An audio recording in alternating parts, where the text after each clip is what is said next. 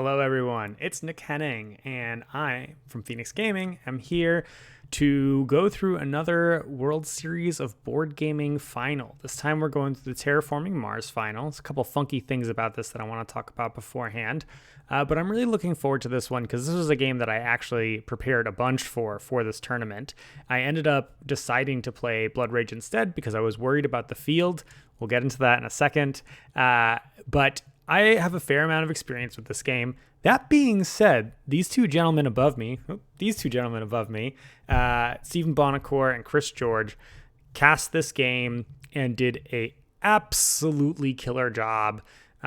Chris, I think in particular, really, I'm just going to do a quick Chris George aside fan thing here. He was sort of like doing all the behind the scenes directing and like making the decisions about how the video stuff was going. I thought he just did a really wonderful job with an event for the very first time ever. And in this game in particular, there's a lot going on in Terraforming Mars. It can be hard to see what's happening. And in this instance, what he does is he basically tracked what all the players have and then puts it on a green screen so that we're going to be able to see the cards that they play as the game goes on.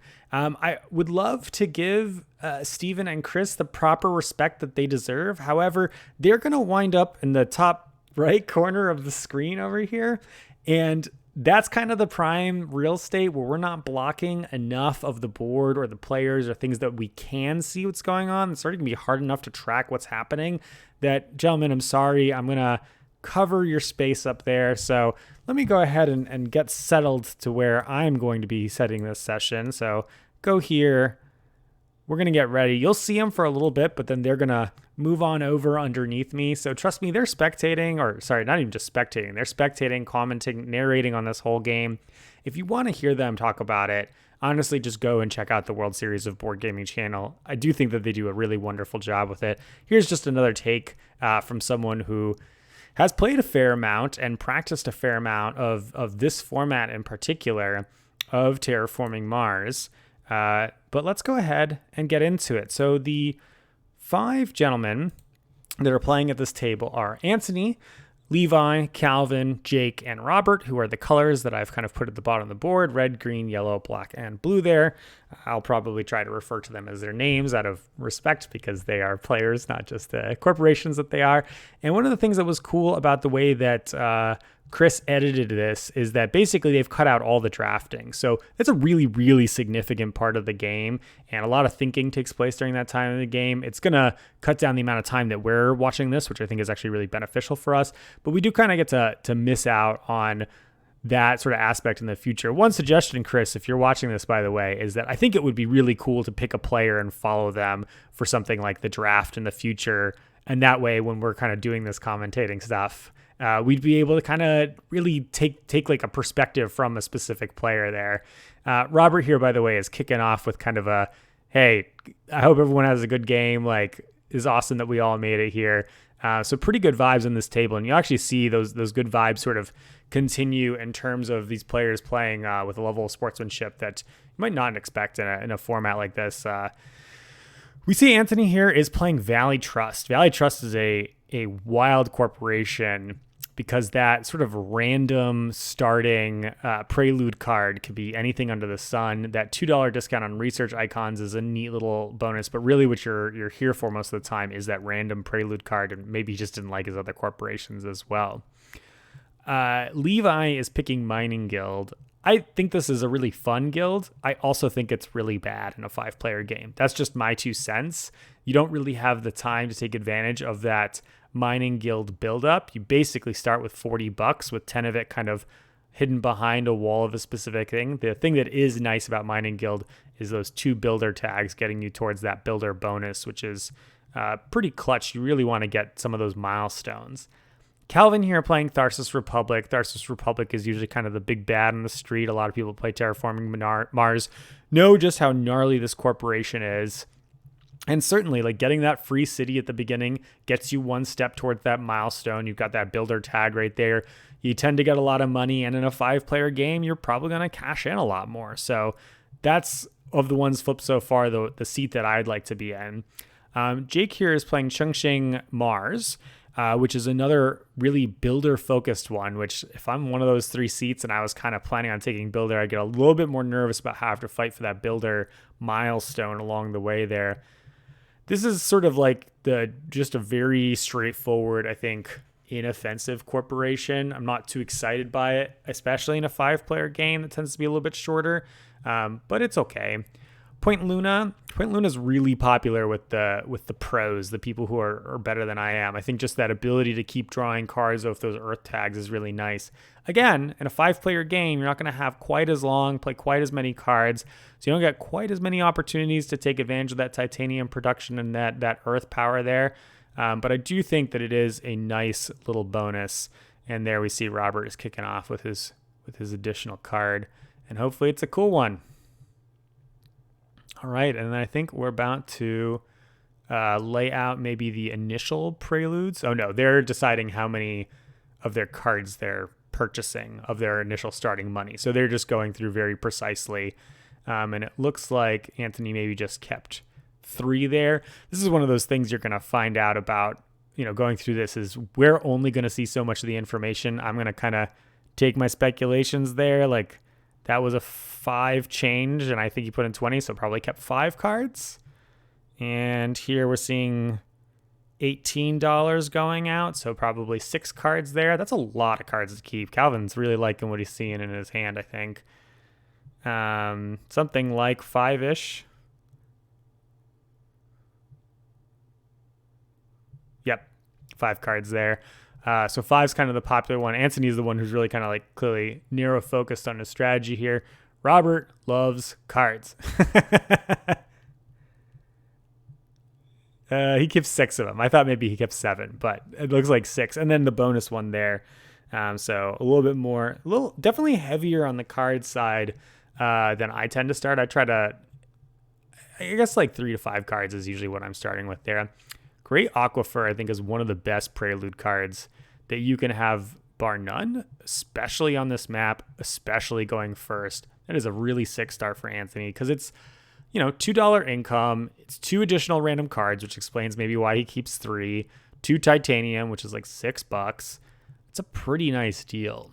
Business Empire is one of those preludes that I think is really powerful, but again, weaker in a 5-player game. The game's going to be a little bit shorter. It's going to take a couple turns for it to pay itself back.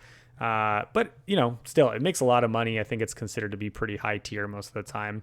Polar Industries, I think, is another really nice one. It's basically a little bit weaker than the Aquifer, but the heat production, is going to be nice. It's probably going to be, in the course of this, maybe 7-ish turn game.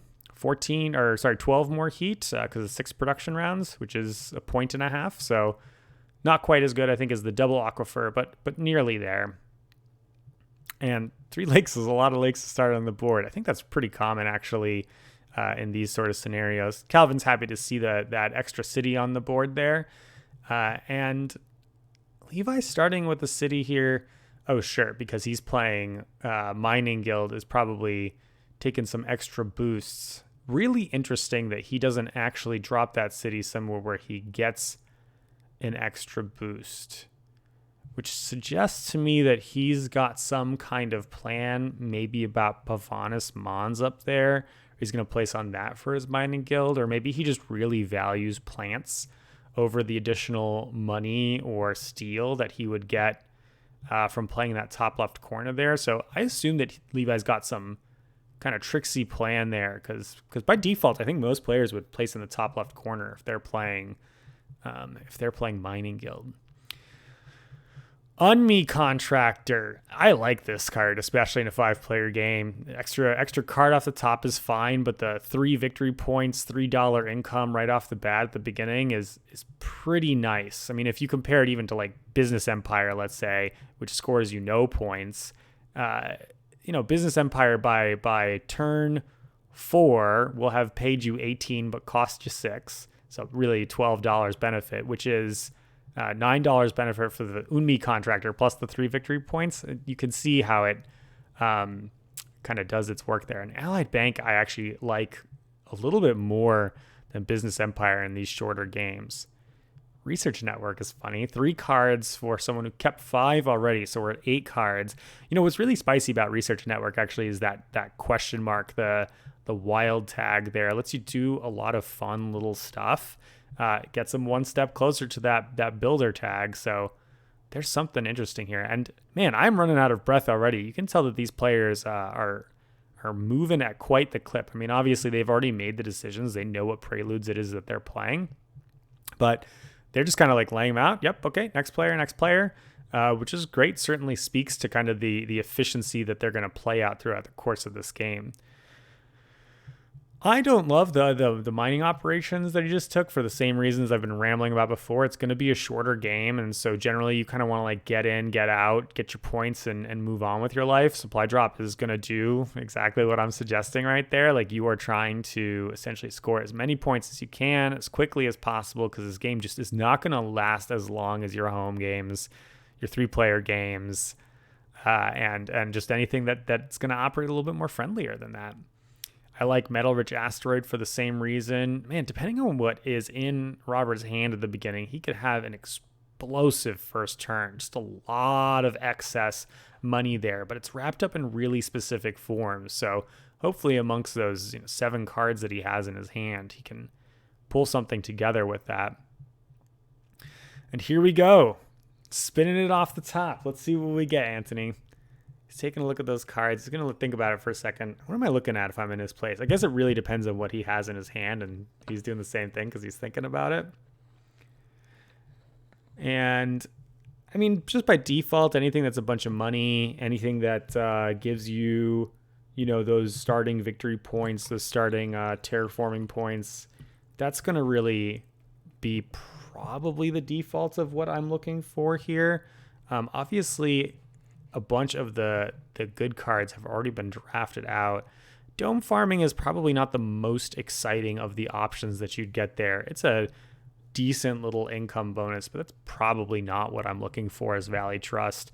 You're not unhappy about it, but if you think about it, he's sort of like a really bad eco line essentially at this point, because the starting money and his production there. And so Pets gets played, right? Pets he knows that he's going to get that first city there, which is why he's slamming it down in the first turn.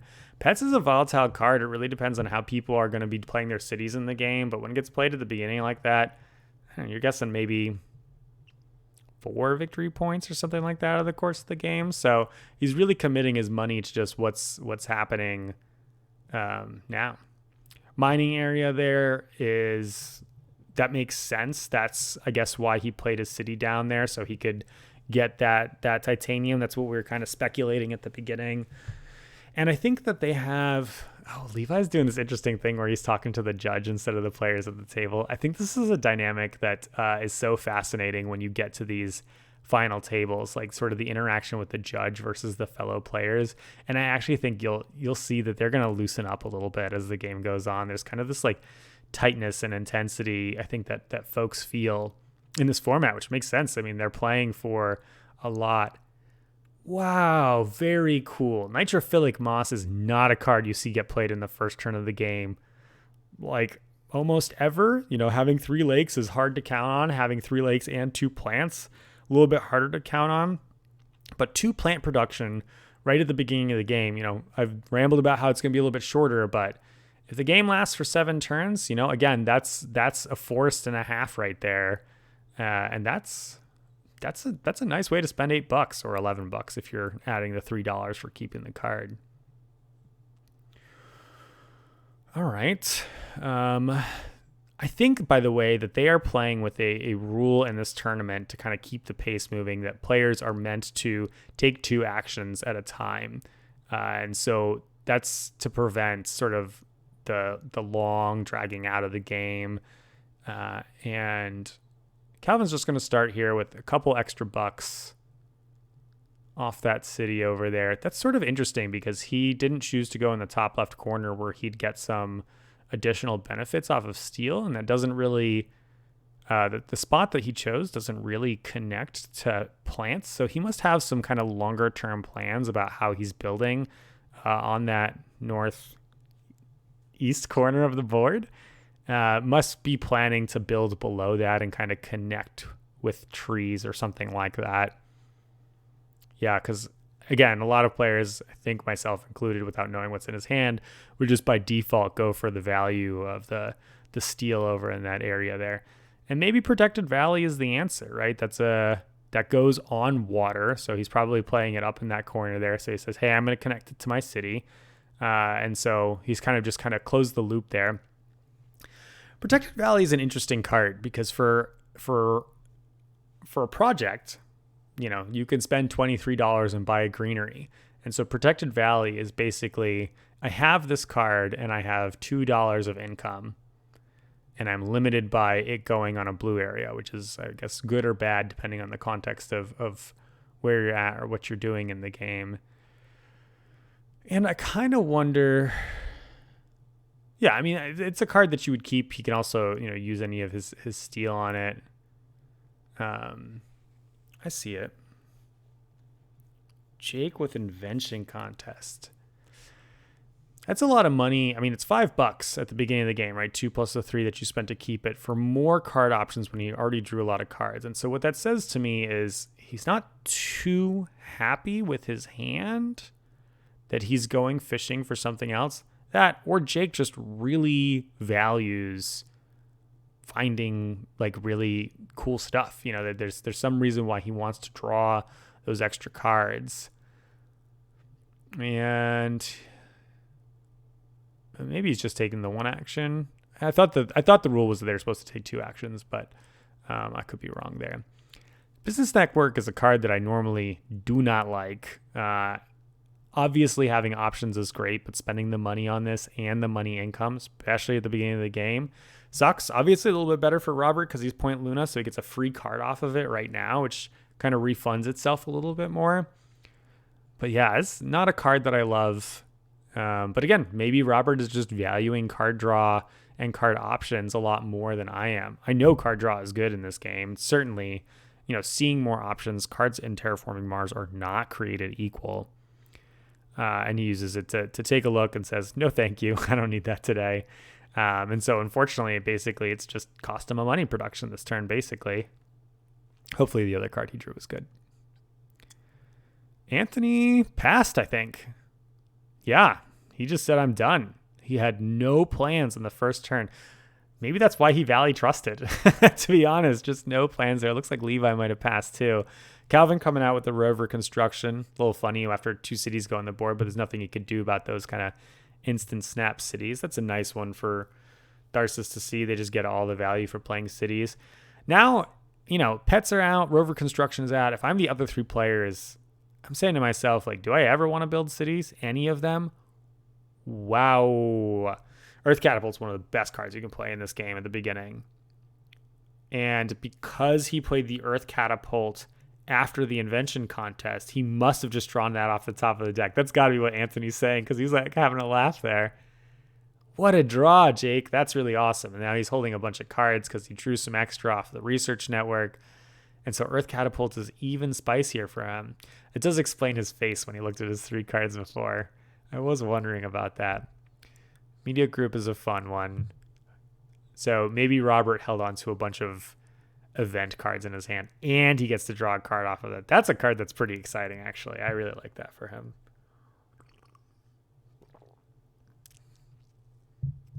All right. All the way back to Calvin. It's going to be a fast first round, it looks like, which makes sense. Most of the time, people have figured out what they want. They kept their cards. Looks like Calvin just passed. Jake might be here for a while, though. Cheapo mine here. Yeah, it's fine. Get him. I mean, it costs 5, essentially, right? 2 and then plus 3. And it'll pay itself back in 2.5 turns of production. Psychrophiles. This is a card I don't see get played a ton because of its limitation and it's sort of like niche what it does. It is just a sort of bad way of saying make $2 per turn, as long as you have a way to use it. Which is, I mean, it's not where I want to be, but it's not horrible either. Unfortunately, he doesn't get a $1 rebate back from the bank. You know, that -2 discount on Earth Catapult only goes so far here. 5 fuel generators is funny. I mean, losing that money production hurts, but if you can use the energy for something, then it's worth it. Oh, there we go, using the energy for building industries. So he's just going crazy on getting a ton of ore, which is, again, he's the builder guy. He's going to get a discount on that. Oh, so he even got more discounts. Oh, wow. That one cost building actually cost him -3. It's too bad that they don't do subsidies in Mars. They really need to get their government situation together. Maybe if they were playing Turmoil, they'd actually be able to do something about that. All right. That looks like a pass to me. Oh, they put a little token on the pass thing. See, they have these little like pay boards, and I'm a really big fan of these. I actually like how they're doing it, and you can see how smoothly all of them are playing here. As Jake's just going to kind of continue to play things out. Everyone passes around, and it looks like he's about to be done. Sure is.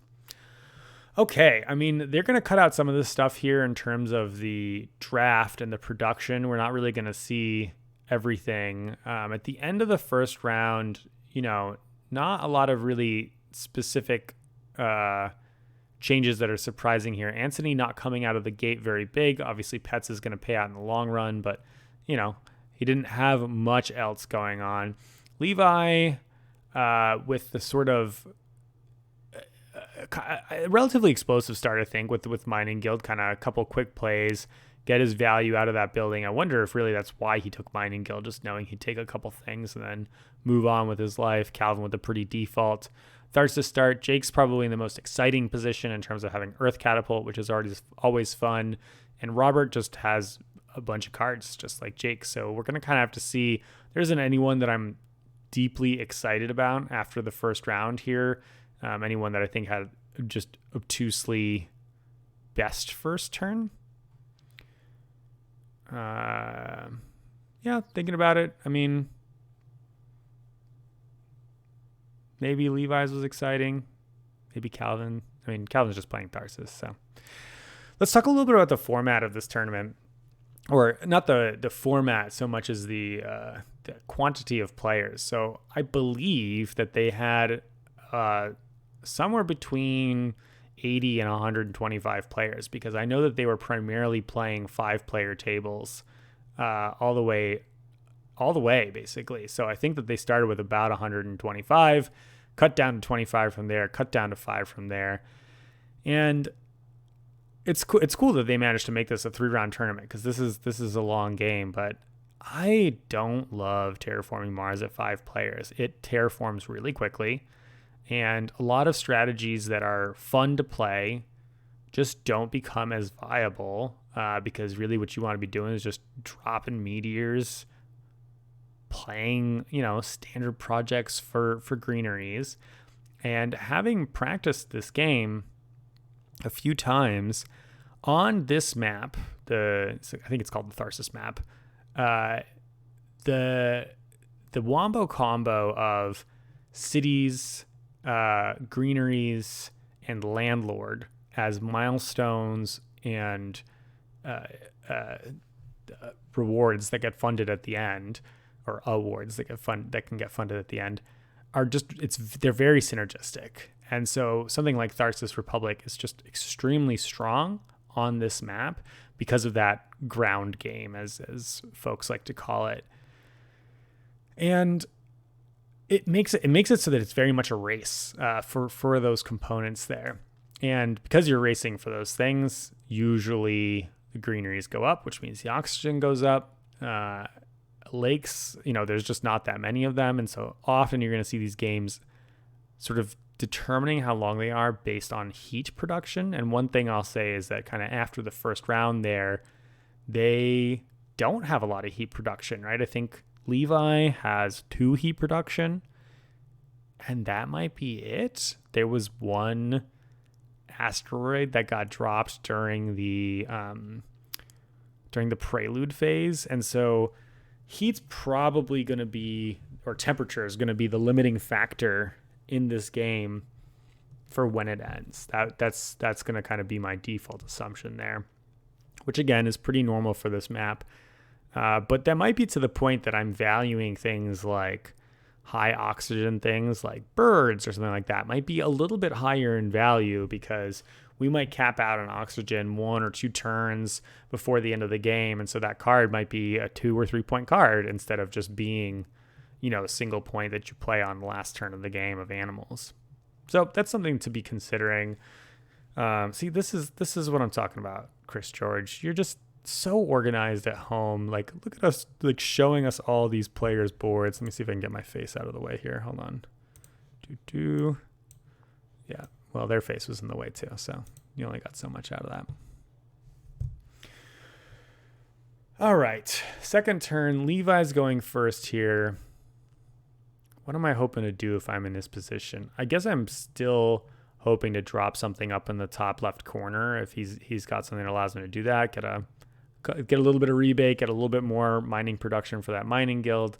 I'm a player that has a really hard time saying no to value of things, just those little bonuses. And so one of the reasons I don't like playing mining guild is because I often just walk myself into that situation where I will lean too heavily into the power because it feels like that's what I'm supposed to be doing. And so I solve that problem by avoiding it. It's the same way that I don't eat junk food. I just don't buy it at the grocery store, because if it's at my house, it's going in my face. All right, I guess we didn't cut out the drafting portion of this, so we'll give him a few minutes more. But I think we're about to cut out some of the decision-making part of it.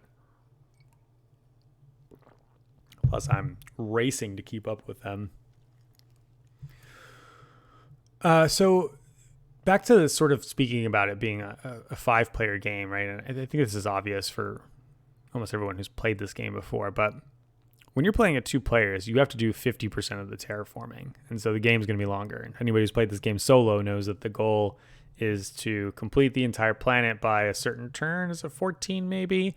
And you have to do 100% of the work yourself, which is ostensibly, double the amount of time. But that doesn't really work that way or math that way, because of course everything becomes sort of compounding in this game. It's almost about a game of like compounding interest, because as you get more money, you have more options, you can do more things, which allows you to get more income, more rewards, and you kind of like scale up on those things.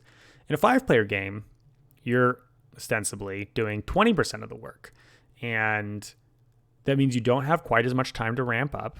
If you are a player who is choosing a strategy where you're ramping up, like Jake is here, who's hoping that this game goes on for as long as possible because he has the best production, he's got discounts on everything, then you are hoping that the game goes slowly. But mostly what folks are going to be doing is kind of what they're continuing on, and Jake's big engine there isn't going to have the same amount of rewards that it would in a 3 or even a 4-player game. Just that extra turn or two to collect those additional dividends, make use of them, right? Convert them into points or convert them into options throughout the course of the game.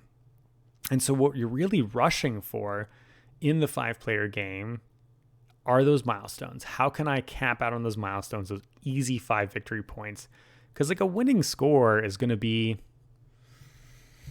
60 something maybe, so like 60, and they start at 20, so you're looking to score 40 points in this game. And if you can score 5 of them with a milestone, that's an 1/8 of your points with 1 action and $8. They just completely break the math of everything that's happening there. And everyone is always going for milestones, for sure. It's the primary goal, aside from like a completely insane combo in most instances. And that's true for the awards as well. But the impact of those things are smoothed out over a longer game. And you can get your little edges here and there. In a shorter game, the people that are going to get those 5 points are just going to be a step ahead of the rest. And if you aren't getting them, you're thinking about, well, how can I fund some awards so I can get the 5 points there, even if someone else gets 2 points, even if it's the leader who gets 2 points, because it's still a 3-point value, for 8, 14, or $20, which very few cards are going to give you the same amount of oomph for that amount of cash. Deciding when to pull the trigger on the awards is, of course, one of the most interesting tensions in this game. It's not just the question of, is someone going to steal my award from me? It's also the question of, if I spend this money now, would I need it for something else? Levi says, I'm going to start off with the plan that Nick's talking about. We're going to score those victory points, baby. Let's get right on it. So he drops Demos down here, which will give him another heat production, making him the heat production master at 3. I don't think he's getting both of those bumps. No, he's not. At 3. Looks like he's going to have another very short turn here as he just drops that moon into the planet. I'm trying to think of who has plants right now. Maybe Robert, because of the supply drop? I think he's the only player who's like even a viable target for losing the plants. And yep, he's pointing at Robert. So poor guy loses that supply drop. I think when you have supply drop, that's one of the things about supply drop is that unless you have a plan for those plants right away, there's a good chance they're just not making it very far. Here we get some professional photography. Man, the photo, the AV team here, they're just really cool guys. Honestly, I can't say enough glowing things about them. Is that it? Is he only taking the one action? Again, I'm really not clear on whether they have to do 2 actions or 1 action. So if they only take 1 action, I assume that means that he's done for the round. 31's a lot of money, and I can't quite see past the bowls there to see what he's got left.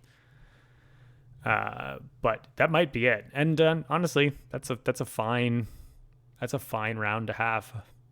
You know, it's three money income. Another city here. I wonder if that's just I didn't see any card being played for it, so that might just be legitimately a $25, $5 rebate thanks to my rover construction kind of city here. And the thing that's interesting about this is that Calvin kept 5 cards, right? 5 or 6. And I didn't see how many he kept this turn because I was rambling about something else. But he's got a fair chunk of cards in his hand, and he's saying, you know what, I'm doing the standard project for cities here. It says a couple things. One is that he's probably keeping cards that are worth points later rather than engine building, which is respectable. And he really values the milestone, right? He's going for that extra milestone there because it's expensive to buy cities, especially into no greeneries on the board. Solar wind power is a fun one for someone with titanium production, a discounted earth catapult. So that's a nice little pickup there. And with his question mark and that research tag, he's at 2 research tags right now, which actually suddenly opens up the whole wide world of research, which is one of the most fun combo systems you can play in this game. Interesting. So Noctis City comes out. Noctis City is, it's a builder tag, so I'll give him that. And he's got the energy. I think he just picked it up off of the solar wind right there. But it's almost, I feel like this is almost better for Calvin than it is for Jake right now to play Noctis City. You can wait for a million years to play Noctis. It also gives pets to Antony. I'm not even sure that this is a great card to have in general, but you can just sort of like wait for other people to play their greeneries around it, or they generally avoid it because they know Noctis is coming or they hope it's them or whatever. Or, you could even wait for the lake to go there so you can get the $2 for it. But yeah, I don't love Noctis here. I have to assume that Jake just doesn't have a lot else going on, or maybe he's just really drilling for that builder tag, and is kind of out of options otherwise.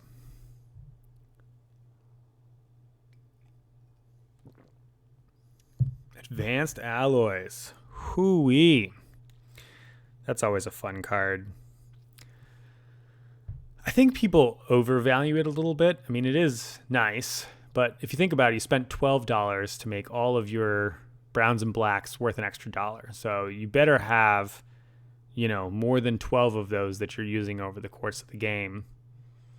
And I can't quite tell how many he has. I mean, he had the asteroid drop and the supply, and I don't remember him making any production outside of the base titanium production. It doesn't look like it from the blue cubes on his board. So alloys right now is like mostly breaking even for him. So hopefully he has a way where he's getting some additional steel, titanium to make value of those advanced alloys. Or again, it's a research tag. If he's got research plans, that's always fine as well, right? Because if it's break even, then there's no reason not to take and play the card. Assuming, of course, that there wasn't anything else interesting in the draft there. Get some GHG. Let's have another player in on that temp game. Oh, and it's an Earth card. That's a really nice card, actually, for Robert. What are we moving? Nothing. We're just balancing the board. The old horse race that takes place at the beginning here. Okay. Molehole, he gets to use a lot of those steel that didn't get used in the first turn, unfortunately. And now we've got a lot of heat production. Yeah, it's really a shame that this didn't come down last turn. I wonder if he just drafted this, which then, kind of makes me wonder why keep the supply drop if you weren't really planning on building a specific kind of production with it. Where do you put this Molehole? All the spiciest spots have been taken already. I think he can draw like a card, a couple plants. I don't even know if he can take money. Yeah, because none of the lakes are even next to open lakes. I keep calling them lakes when they're supposed to be oceans. But, I mean, at this stage, there's not really enough water in them to call them oceans. But then maybe someone will yell at me in the chat because lakes are freshwater. And when we make Mars watery, are they supposed to be saltwater? I need a scientist to tell me what the truth is here. So he just says, I'm going to put the Molehole in an annoying area in the middle, which says, I'm not going to be playing lakes that much, so you guys enjoy doing that. I'm over here making heat, doing the temperature thing. That's me. I really appreciate that Robert is wearing blue and playing blue. I wonder if it's got to be planned, right? Jake didn't. Jake and Levi, though, they kind of messed up the whole system. Right, because Levi's kind of wearing black, Jake's kind of wearing green. Calvin, I guess you could say, like brown is like a yellow. Callisto Penal Mines. That's an okay card. I mean, it's 2 points, which is nice. Again, like you're just trying to get points, and it gives them a couple of bucks back. But it's not the most exciting place to be on turn 2 of the game with a slow start. I mean, I know he had extra titanium that he could throw at it, so it's discounted, and that's fine. It makes me wonder if Antony is holding a handful of Jovian cards, because he kept a couple at the beginning, and he only played pets. And Callisto Penal Mines is usually like fine, but you don't value it that high unless you have other Jovian cards. So maybe he's holding like a Terraforming Ganymede or not an IO, because that's too expensive and it's too late. You really need to play that in the first or second turn in this kind of game. Looks like we had a couple passes around. Not too surprising because Calvin and Levi had gigantic plays. They just sort of passed on. Arctic Algae. I mean, he missed out on 3 lakes in the preludes, but this card, I think, is one of those cards that looks dumb, and then you play with it a few times and you're like, oh, this card is dumb, but in the good way, because it's just so many extra plants. Now, of course, you get them and then people just like nuke them with their comments, but it's a fair amount of plants. I mean, there's 6, so it's gonna be 12 additional plants that thing produces, which is probably more plants than 2 plant production would make at this stage of the game, and they probably are going to come in a faster time frame than that plant production would come out, even with the 3 lakes already out there. So Arctic Algae is just one of those cards that I think is really nice. And he discounted it by 2 thanks to that Earth Catapult. So that's nice. Robert has a ton of actions here, so there's no way he passed. Yeah, okay. He's probably drawing cards, looking at cards, making some grow files. Pass. And then we're just down to these two. Oh, it looks like Jake's done as well.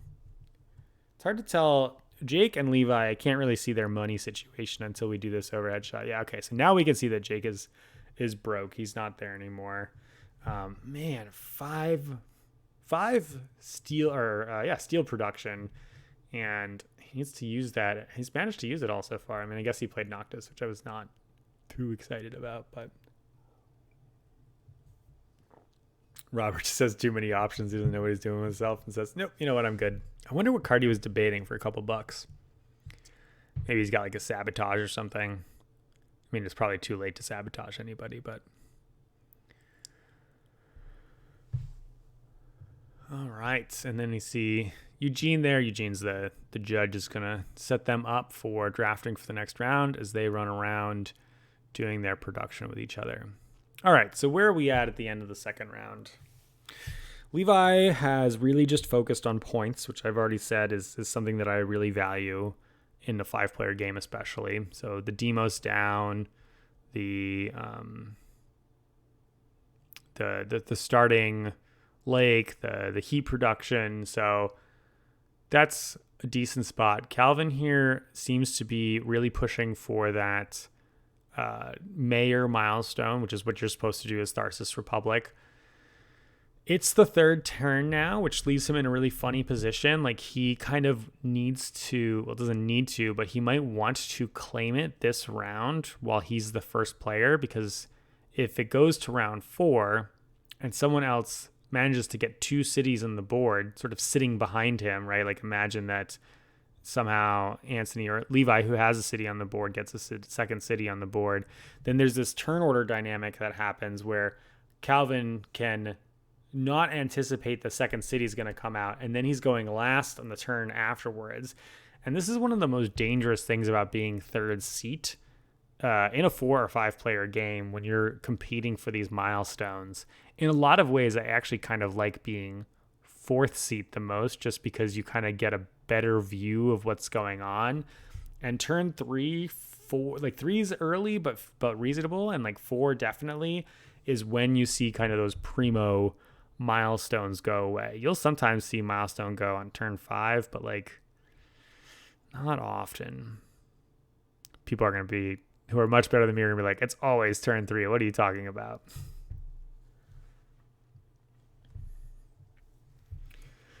Yeah, the other thing with the milestones here is just they're so skewed. Planner is fun. I've done it. But, you know, that was back when I was worse at the game and everyone else was worse at the game too. It just seems so hard to hold on to 16 cards, not do anything with them. It's $48 that you dropped on your cards. And like I said, 5 points is a really big deal, but you probably had to keep a fair amount of chaff just to get there. And that's not a great place to be. Looks like they did kind of cut out the drafting in this instance and are buying their cards, which is great. Calvin's keeping 1. Jake's going to keep like 3 of them. 2, it looks like. Jake's the one who just gets the most value out of any cards, right? Because everything's discounted and he has all this metal and all that stuff. So options there too for Antony.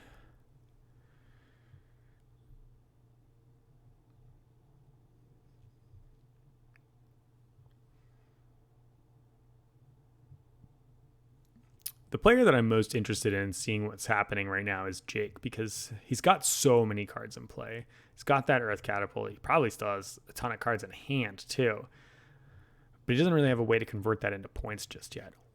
Whoa.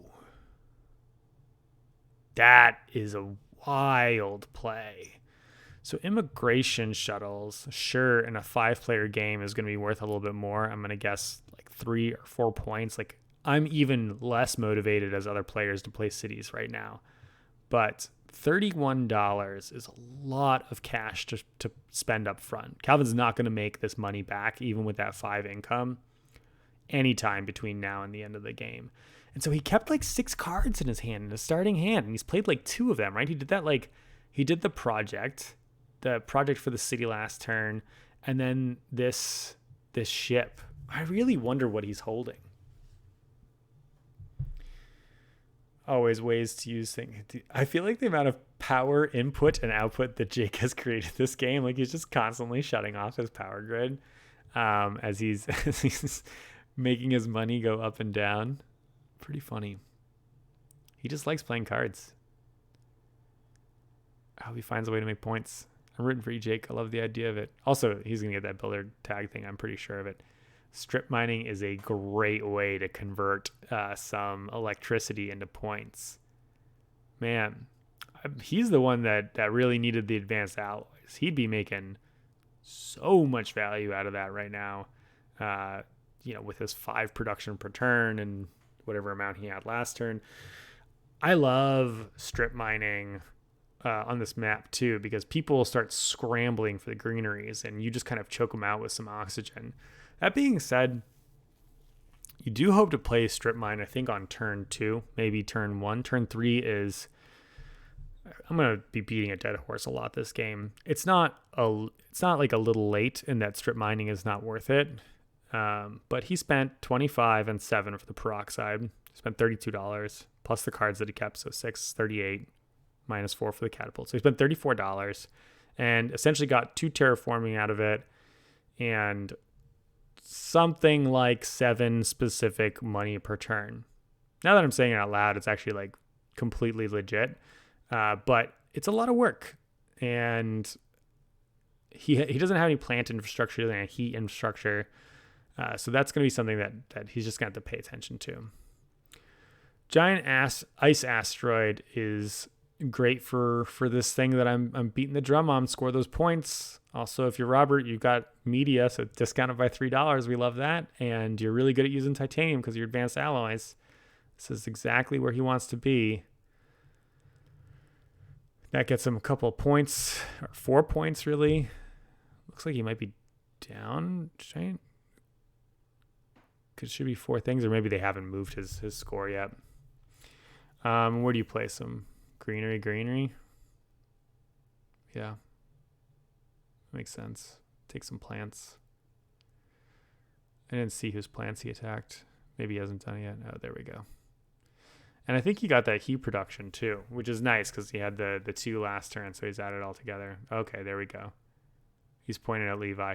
Oh, this is the interaction where he says, Levi, I'm going to blow up your plants. And then he points and says, nope, you should attack this guy instead. Never let someone say that to you. The moment someone says you should attack them instead, you double nuke them. Never let someone get away with that. Levi just talked his way out of it. Jake wasn't even there to defend himself. It so happens when you go to the restroom. I pee so much at these events because drinking water is very important, as I'm doing right now.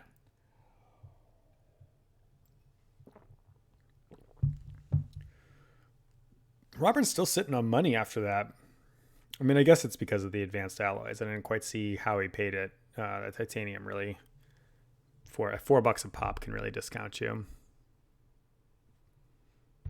Is that 8 heat that he has there? Or is he just holding onto it for fun? Interesting. Tropical Resort. This is a card I often find myself playing at the end of the game. Obviously, 3 money income is nice, but 2 heat income is kind of like 3 money income. What this card really is 2 points and a way to use a bunch of your steel that you haven't been able to use throughout the way. It's not like he's racing for builder tag right here. I mean, if he doesn't have anything else to play, then I see it. But I would hope in all the cards that he's drawn that he's done some other things along the way. Because I personally would wait on the Tropical Resort.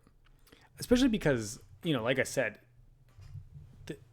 the temperature scale tends to be the thing that goes up the least in this game. And right now, only Levi and Robert have heat production. So getting to sort of be one of the major players on that battlefield there just gives you a little bit more options and points. Natural Preserve, a regular first turn play on the third round here. It's a point, easy to put into play, gives them something. I wonder who's going to place it on the board. It's got to be isolated by itself, so maybe some steel, maybe a card. I would guess steel, but it kind of depends on if he can use the steel, what he has in his hand. Yeah, teeny little card honestly, I think the main reason that you play it is for that research tag. Oh, sure, 2 plants, because you see all these asteroids blowing everything else up. It also sort of ruins that Tharsis structure of like city greenery, and I think that's actually, yeah, now that I'm saying it out loud, I actually think it's less for the 2 plants and more for the sort of like spoiler, like that's just a spot to get in the way. That being said, then he plays algae and says I'm gonna make some plants, so maybe it is. And again, wow, 5 plants required. That's a card that's pretty good given that its production value just kind of outclips. Making a bunch of plant production is not easy in this game. Cards have a lot of requirements, particularly heat requirements. I've just talked a lot about how temperature tends to be the thing that doesn't move up as much. And algae is one of the ones, just like nitrophilic moss, that Levi played in the first turn, looks at lakes instead, oceans instead. See, it's got to be lakes because trees don't like growing in the ocean or even near the ocean. Salt water is bad for them. I'm not a scientist, but I do know this. Are they telling him the bad news right now? Yeah, they are. You got ice asteroided while you were in the restroom. He looks chill about it. He's like, all right, that happens.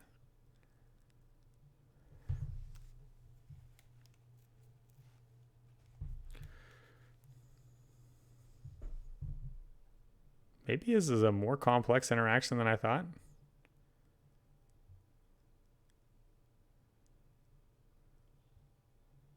Maybe they're discussing the dynamics of it, because Levi being involved there is sounds like one of those things where it was like, oh, is this player first and then this player? Yeah. All right, I take it back. Jake doesn't look chill about that at all. It's just fair. You don't want to go to the restroom and get attacked, but that's why you got to just draft really fast and then run to the bathroom, and then make your decisions about your cards.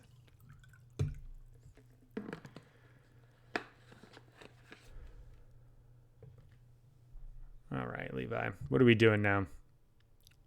He's thinking, which is really interesting, because in the previous turns, he was like, I play this and this. It's Demo's down. I'm done. Very, very decisive. And it looks like he's like debating an option. And the option is putting a city down. Wow. That is, he's got to be going for mayor, because he's spending $25 to give a bunch of money to Tharsis to pay out pets. He's got to be going for mayor.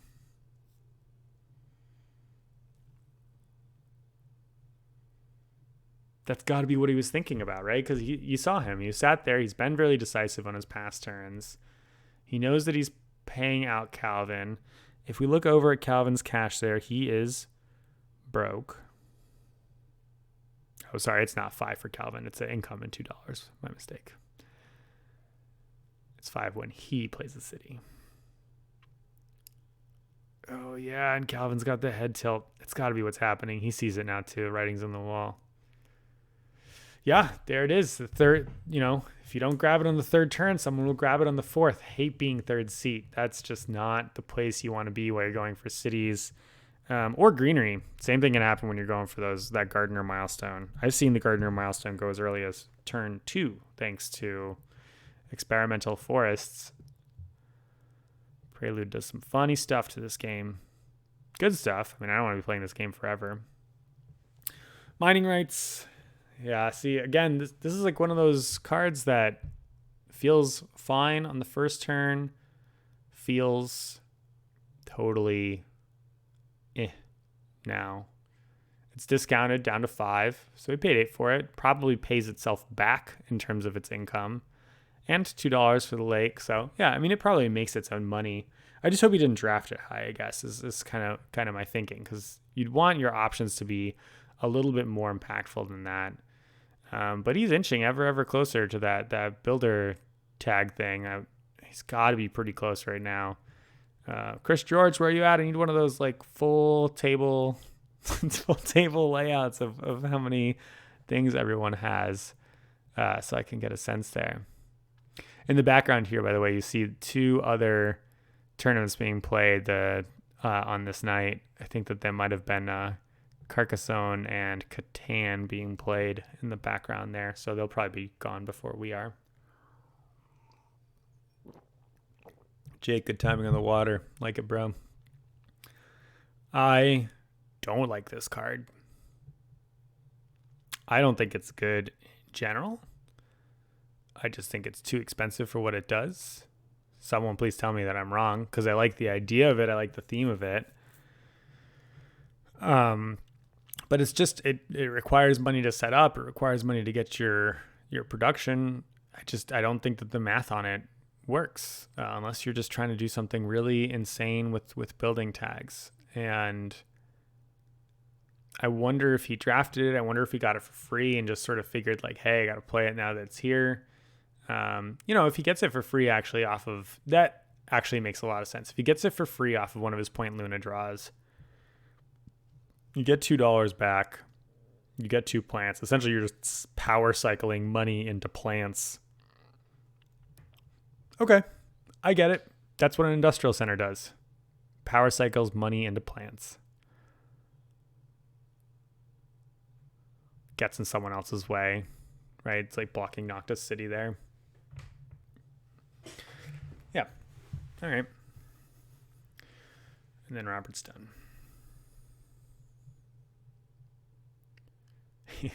Robert, who was the chillest at the beginning, looks more stressed now. Oh, he just forgot to take his other action there. This is an instance that the players are, I think, a lot more like casual, comfortable this game, where they make little kind of mistakes like that, sort of like a very obvious, I forgot to do this before I said pass or whatever. And everyone's like, yeah, that's fine. Of course, take the thing. It comes up a few other times in this game, and I'm pro that. I think that is a good, polite way to play. Of course, you play that way at your home table. I'm talking specifically in the context of a competitive tournament. I think the most important thing is that folks are consistent. So if we're playing where we're like doing take backs and kindness, and sort of that is consistent is important. And that leads to really weird situations. It's like a prisoner's dilemma of etiquette. I've seen this come up in a lot of different tournament style games where, someone says, well, it's been too long. Like, it's the middle of my turn now. And, your mistake was maybe procedural, or maybe it wasn't procedural. And you messed it up. And so does it then become the responsibility of a player to say that's a mistake or it's not a mistake? Is it okay if it's before I start taking my turn, in the middle of taking my turn? Those kinds of things get really messy. And so while I don't generally like the idea of like, hey, it is what it is, no take backs, there is something awfully clean about it, right? That we know that we're playing with a very rude is maybe not the right word, but like a very precise, how about that? A very precise rule set. If you're not precise, you're punished for it. A fascinating thing came up for me about this when I was playing in Dominant Species Marine. One player at the table was like that. They very much had the like, your hand was off the piece, that kind of old school chess rule. And it was essentially like upheld as like, yep, it's you can't change it. That's kind of the way that it is. And then, people started getting a lot more precise and nitpicky with that player too. And then people start getting a little bit more precise and nitpicky with each other. And it adds up. It adds up really quickly, where at a point you're sort of playing in a different dynamic, a different sort of social dynamic. And yeah, that gets tricky. I mean, to kind of expand on that a little bit more, like I had the same situation in a tournament over the summer. We were playing Scythe, and that's a game that has like a rule of like, oh, when you do this, the next player can start their turn. And we said, whether we do or do not want to do that because we're playing in a tournament, we don't want to. And then of course we're sitting there playing forever, so the game's going a lot slower. And then when someone makes a mistake, obviously I'm going to do this thing. It just gets messy. It's a hard thing to lay out. And even though it's an awkward conversation, I think if you're ever in one of these these table situations, it is absolutely worth the 30 seconds of your time to bring up at the beginning, like, hey, what are we going to do if someone forgets something? What are we going to do if someone forgets something that is an obvious play strategically, right? Like Robert just did. I didn't take an action on my card. Versus something procedurally. I didn't take the $2 of income that was listed over here. It's a bad example for Terraforming Mars because it's only listed in one place. Whose responsibility is it to maintain the game state? And you hope that everyone is interested in being honest, but it's a weird position to put a player in when you say like, hey, I'm noticing that you are shortchanging yourself. So it's good and honest play for me to come in and say, hey, you're supposed to fix your stuff there. But I get why that's a hard position for people to feel like they're in, especially when, like, I mean, we're not at the point yet where money's on the line, but this allows money to be on the line if you win this game. It's tough. I really like the way that the players play this game. I think that they're wonderful for it. All right, we're started here. Jake is playing Deep Well Heating. Again, keeping with his theme of electricity up, electricity down. Deep Well Heating is another one of those cards. He keeps playing these cards that are like nearly standard projects, but a little bit different. Deep Well Heating is 2 standard projects put together. The online community seems to not like that card very much. I like it. I think it's pretty solid. And immediately let's get rid of that electricity production again so that we can put electric catapults into play here, which is a nice way for him to turn all of that crazy amount of steel into money. Looks like he's going to probably eat his plants though in this instance, or that's the plan. Hopefully no one blows up a single plant. That would be a trip. Electric catapult is something that I really like early, but we are on turn 4 now, which, if my estimate of it being a 7-turn game is correct, means that he's going to pay that back 4 times for $28, and he spent $20 for it, as well as an electricity, which let's say is half of a standard project, so $25. So he's making $3 profit off of it. If I'm right about 7 turns, it's a little bit of a bummer. Same thing with Robert just playing Space Hotels there. $12. He does get to draw a card off of it. Here's another $10, gets to draw a card off of it. So let's put these two together. So he spent $22 and is making $7 income per turn. If I'm right that this game ends on turn 7, he's going to make production 4th turn, 5th turn, 6th turn. It's $21. It's going to pay him back less money than he paid to put them into play. He does get 2 cards, so maybe the 2 cards are awesome. Now that Robert's gone from the table, we can nuke his plants. That's the rule. Research Outpost. This is a cool card. It's a cool card, especially on the first turn of the game. But it's definitely a little bit later than you want it. I'm sure, let's see, 4th turn, they are passing to the right. So there's no way Levi passes him that card if he's going for the cities right now. So Antony either already had that card, which is possible, but I think maybe unlikely given his money situation from last turn, and don't remember much of what he played except for that natural preserve there. Yeah, so he probably got it this turn. So my guess is that was his first draft for this turn. And it's a smidge late for it. And again, he's given a bunch of money to Calvin for it. I mean, he gets his like little pets thing, and maybe he just says, hey, I need at least 1 city on the board. But it's also his second research icon. So either him or Jake are the ones who are like collecting research cards and hoping to make some use of them. Because I'm struggling to see why else you... Yeah, I mean, $1 off per card is nice, but I don't know that you want to be playing cities at this point in the game. Although I guess maybe he had 8 plants. So yeah, if you have plants, oh right, of course, dome farming. So he's got to have a way to convert his plants into points. There we go. Ganymede Colony. That's his 3rd city. I wonder if he had that in his hand last round. Calvin over there looking sad. So yeah, Ganymede Colony is a city that it's not going to score any points for greenery, but it's at least a point, plus if he gets any other Jovians. That's pretty nice. He must have had that from earlier in the game because, like I said, Antony had that Callisto penal mine, so it's unlikely that he passed that to him. So he either had that from the beginning or it was passed to him on turn 2, which would be interesting because Calvin passed it to him, or he had it in a starting hand too.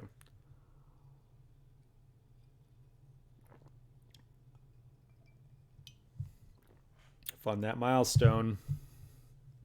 To me, this puts Levi in first place right now. He already had the most points, and he had a suspect engine to go with those most points, but he already had the most points. And now he is looking at an extra 5. So what do you do if you're another player at this table? The problem is with Terraforming Mars is even though people are like, oh, it's a mean game because you have these asteroids, is it's not a game that has a lot of ways to get into other players' paths. Like mostly what you need to do is kind of keep on your plan. You can certainly play in such a way to kind of like get more in their way, or when you're choosing like who do you share your greenery points with when the board starts getting clogged up, kind of change your mind based off of that. Come on here, let's cooperate. No, it's not gonna happen. Nope. I just got a haircut and it's been a trip. Hey.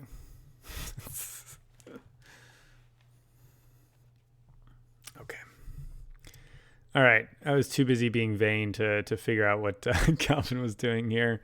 Aside from just feeling sad about the general state of things, I think he's been figuring out what he's going to do with his points.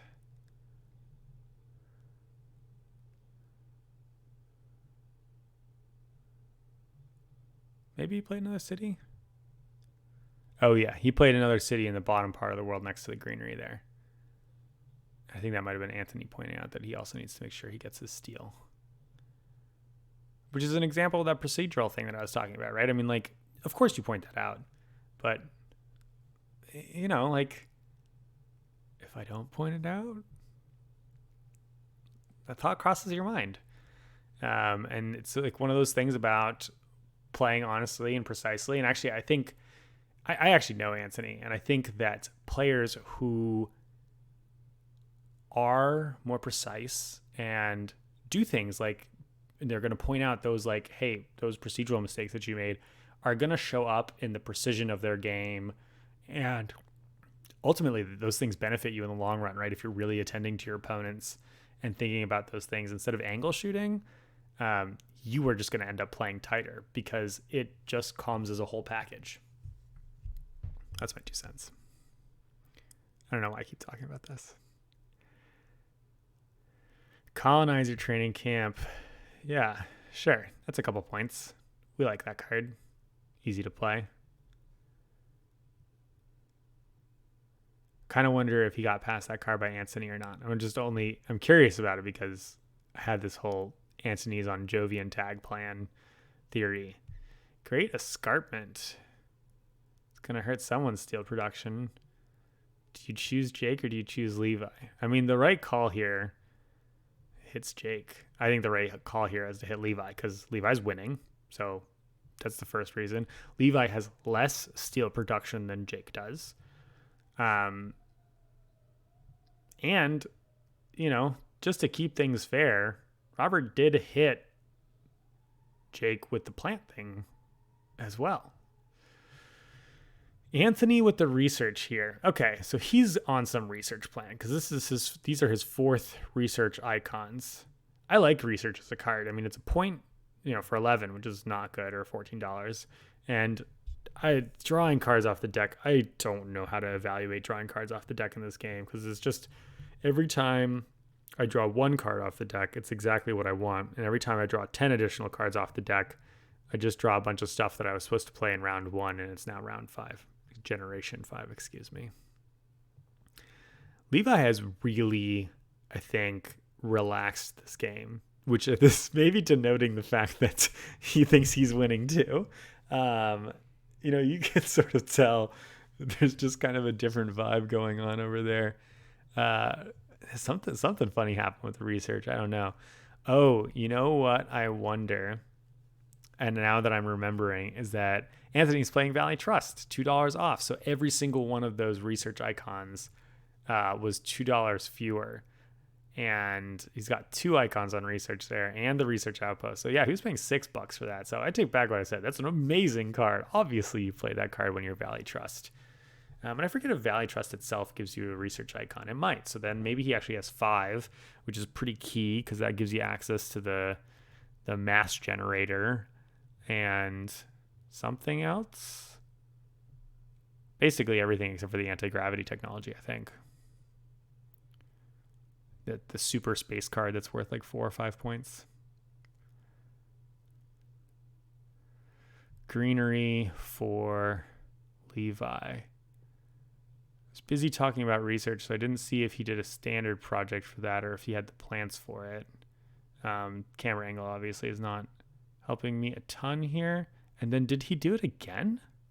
No. He paid temperature for the heat. That makes sense. He's been holding that for a while. So yeah, he's just pushing the points. He's just kind of really focused on doing what the name of the game tells you to do. In addition to stealing points from Calvin, who, left himself open for it. That's going to hurt. He's dropping a lot of money. Is that just another city that he's put into play? He is. I think this is too many cities.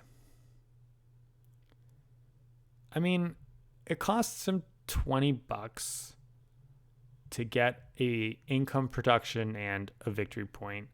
And let's call it 3 victory points because he's going to put greeneries, straddling the cities to the sides there.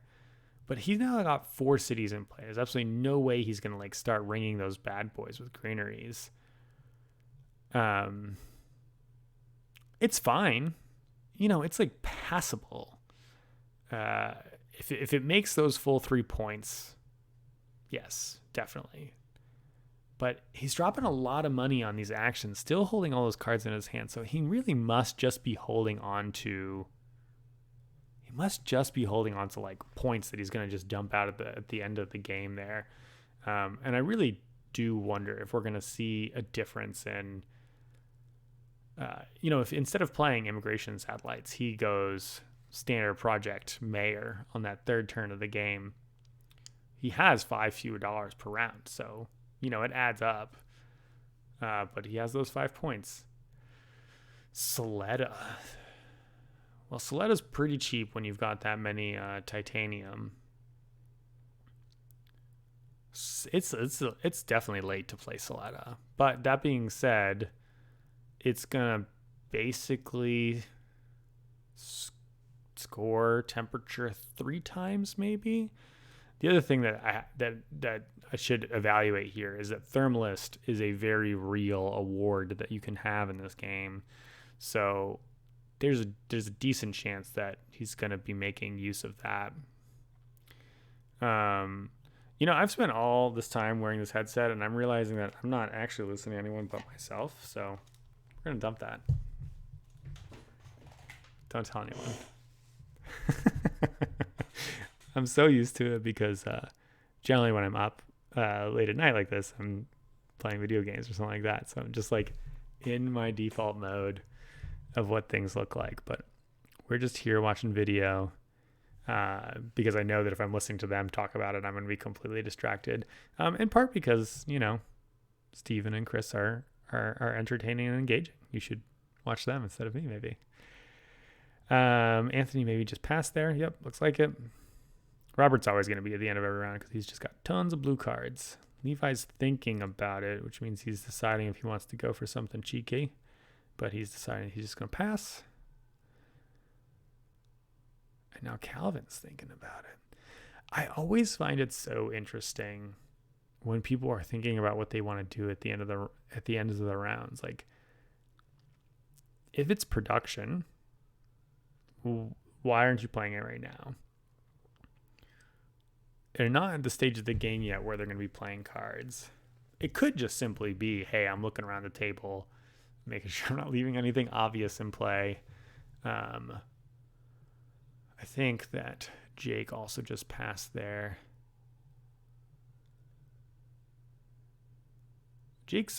Jake's milestone is on Terraformer there, but that's got to be wrong. That's got to be I'm sure that's Builder, and no one's caught it yet, which is very funny to me.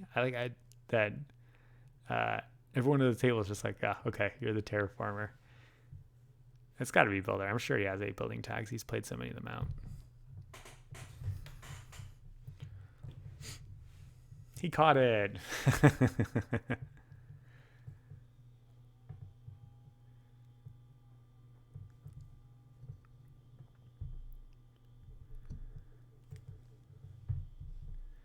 All right, so I think we're all past at this point. All right, so let's see where my prediction's at. I said round 7. We're a little bit less than halfway on the oxygen. We are about halfway on the temperature. We're about halfway on the lakes. So, we are 4 rounds in, about halfway done.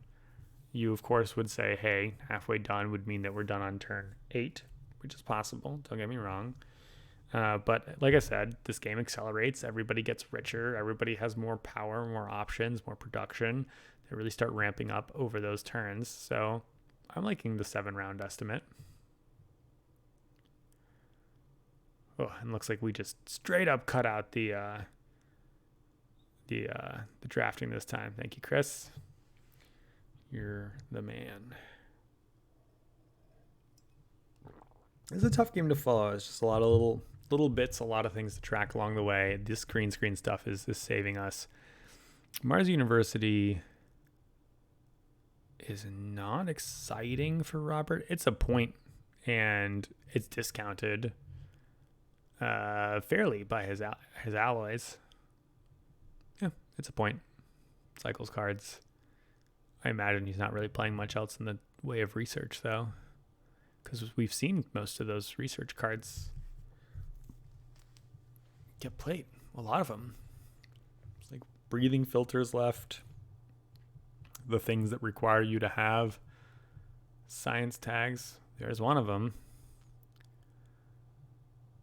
This card cracks me up because it's like 2 energy or 1 plant. And the number of times that I've seen it be 1 plant is like 1 time ever, because the person knew for sure that they didn't want 2 electricity, but they really needed the science tag for the award difference. Sure enough, Robert's going to take the electricity production here as well.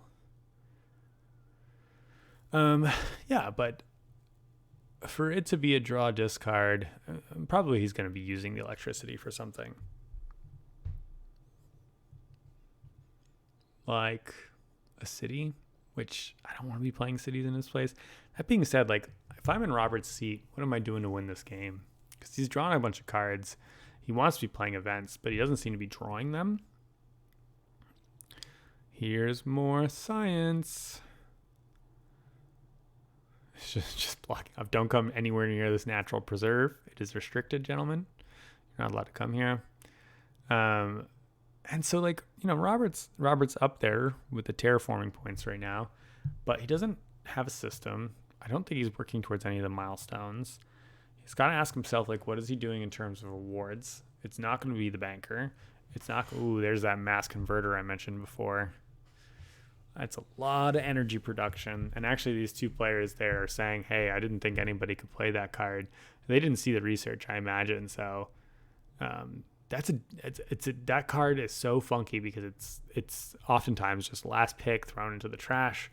But if you can play it, it's so good. I mean, it's a huge payoff for collecting all those research icons. That's really nice for Antony, because I think for the first part of this game, it didn't seem like he had a whole lot going on, and he seems to have kind of slotted into doing the research thing, which Valley Trust said, hey, go that way. You'll be happy if you do that.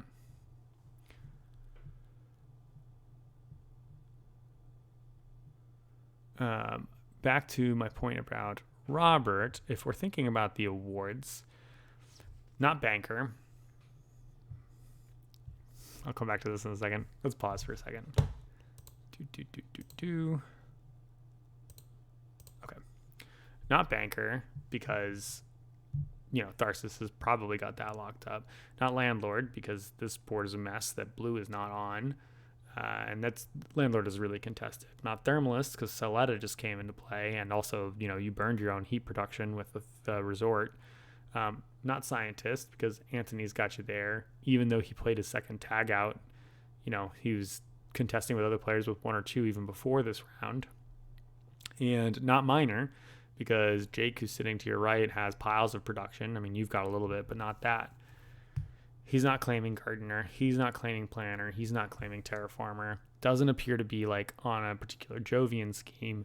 And so his plan is, I think, just to play cards with points on them, try to cash in some value that way. But that's tough. I think that right now, Robert's seat strikes me as the weakest. Okay. I just wanted to finish that point, because he's drawn a lot of cards and it just doesn't seem to be coming together for him, which is unfortunate. And that's why I struggle with Point Luna, is just you draw cards and it's like the plan hasn't come together, or you draw cards that go with your plan and it like completely makes you unstoppable. It's very feast or famine. It's not a place that I love to be in the finals, and it was part of the reason why I chose not to play Terraforming Mars when it all came down to it. Domed Crater, it's a point, so there's that. It's another better city, but Levi's already got 2 cities on the board. It's not like he's looking for places to play greeneries, and it's going to give him 4 plants right now, which if he turns around and uses it for greenery, I don't know what his plant situation is. That probably answers the question for me about why he kept this card. That being said, he's giving points to Calvin. He's giving points to Antony, who's got pets. And he's already got spots for cities. I think in general, as a player, you don't need more than 1 city. In a 5-player game, Martian Rails is not such a big deal, but I do think in like the 3-player games and maybe in some 4-player games, like Martian Rails is pretty sick, because it could just give you a lot of money really quickly, pay you back if you have some extra energy. And, people continually playing out cities like this. They see the card that feels good, so they're like, oh, I'll play another city, but like you don't need another city. And I have to assume, well, no, I take it back. I was going to say I have to assume that he didn't have that dome city when he played out the standard project, but he would have needed the energy, which he just got off of the power plant. So that's probably not true. All right. Let's talk about Calvin's plan while we're here, because Calvin's plan certainly got a little bit messed up by Levi. I think the moment that, okay, here's why I really didn't like, now that I'm like thinking out loud about it, here's why I really didn't like Levi or Calvin's other city play. If there's something that he's going for at this stage, to me, it's Gardener. You have a greenery on the board. Mayor got taken out from under you. You can use greeneries. I would be using my standard projects to play greeneries. And maybe he's afraid of like putting the oxygen situation somewhere where someone else can take advantage of it. But it's turn 5 right now, so you probably have a fair amount of control about if you're the person who puts the second greenery out at this stage, because he gets to watch what Antony and Levi are doing, and then he can say, I'm going to put my second one out, and then at the beginning of the 6th round, put my third one out and claim the objective.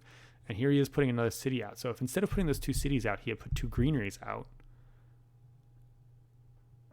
which he maybe couldn't afford to do because it's ironically a little bit cheaper for him to make cities. But let's say that he could have, because I can't quite tell, and maybe he keeps a fewer card or something. If he puts those 2 greeneries out, then all of a sudden he's the player who claims that milestone. Oh, he could have, because he just funded Banker. Now, I'll say funding Banker is totally like legit. That's his plan. Usually Tharsis is the one who gets the slam dunk it because all the cities that come into play. There we see the Blood Rage players leaving. I'll cover that one soon because I was hoping to be in that final and didn't get there, unfortunately. And so Banker is a good play. That's part of his plan. But I really think that Gardener needed to be the other part of his plan. Once he had Mayor taken from him, that needed to be where he pivoted to. That's what I would have done in that seat.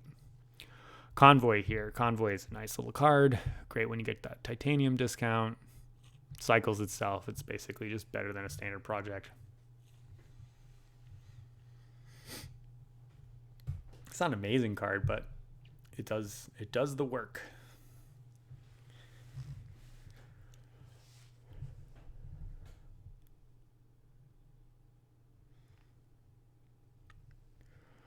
Jake's got Builder, so now, he's not playing random stuff. He's still got 2 discount on every card, and still got like 4 or 5 cards in hand. So he's probably on the sort of like play out just a bunch of cards with a couple points on them here and there plan. He doesn't really have any plant production or any heat production.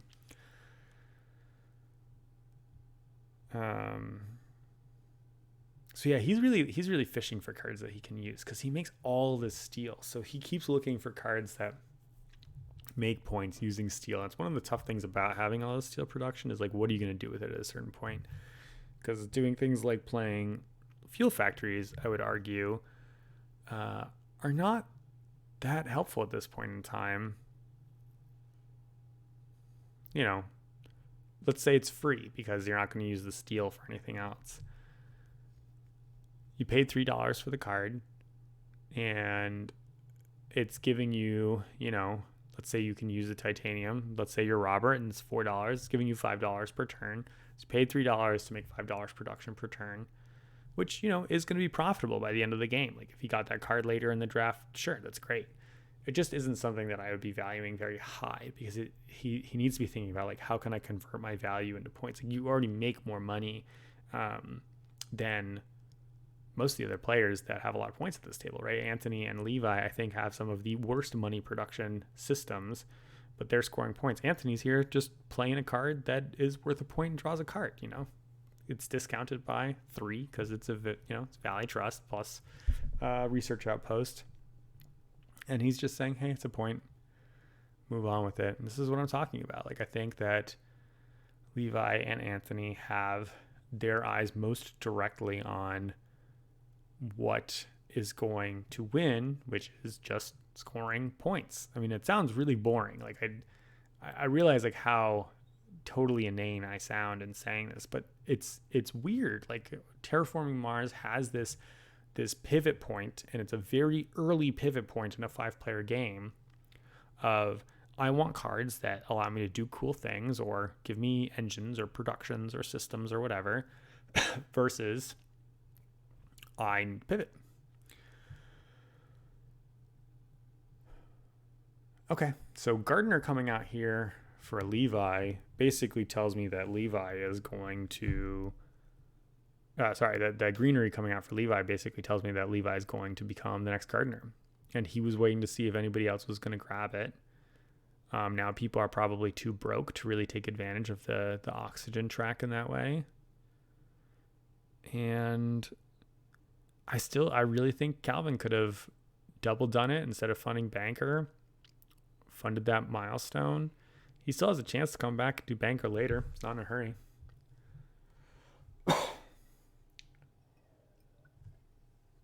That's the kind of card that you need when you have a lot of steel.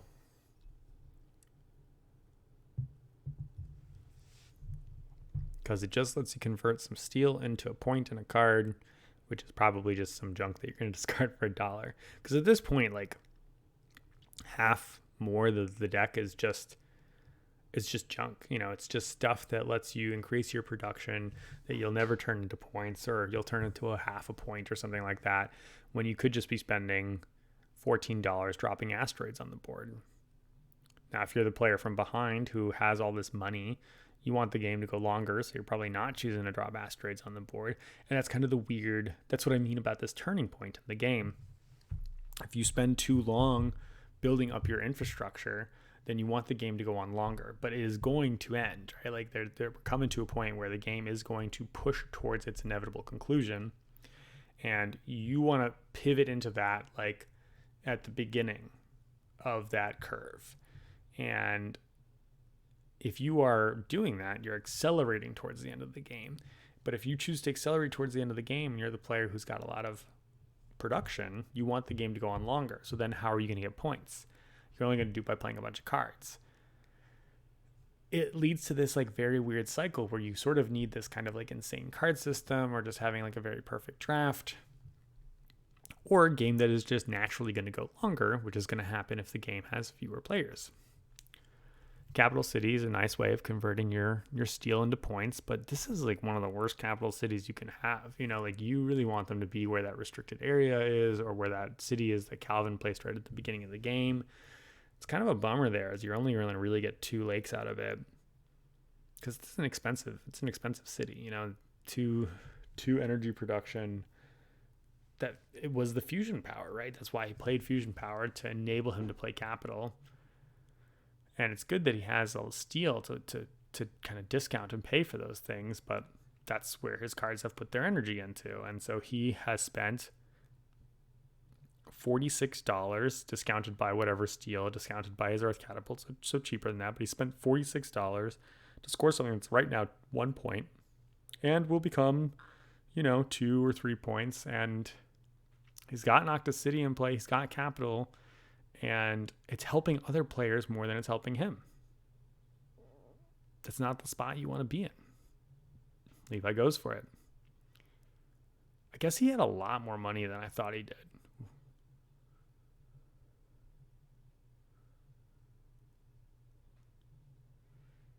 And I wonder if anybody has the opportunity to sort of take the, because I think Levi is just paying out. He's just like literally just standard project gang, just like doing everything out of pocket. Yeah, I haven't really paid. His is one of the hardest boards for me to see like what the income situation is, because it can't be that high. He doesn't have that much infrastructure. He's just kind of got his terraforming points. I don't know how he had the. Oh, that's also that he's playing with plants. Yeah, he's taking advantage of the fact that he's just gotten 2 plants here, 2 plants here, connecting to his various pieces. And there he goes in Gardener. I really think Calvin could have taken it. I think the window was there. And now I think Levi moves into first place in dispute. I mean, I already said he was in first place, so like, what am I changing here? But now he's just a very obvious leader. And he's just played a very straightforward game, right? He's just like, standard project city, steal that milestone from you. Standard project greenery, take some greeneries here, put some plants for 8 plants, throw Demos down. I mean, he's really only played a couple cards. I don't think that Chris is going to go back again where he kind of like shows the board layout of what everyone's played, but that's something that I do really wish we could get on this playthrough. But I mean, you can look a little bit across the board there. He's got like 4 or 5 cards in play. No interaction there. What a curious choice to put it there instead of up north. I guess you're saying to yourself, I want to get the $2 when the lake is there, and I'm willing to give the leader a point to do that? Is he nervous about an urbanized area? I mean, an urbanized area in the middle there is very good for whatever player would take it, but even still, I don't know that I would give a point to Levi. He's just too far ahead. Here comes the Aminals.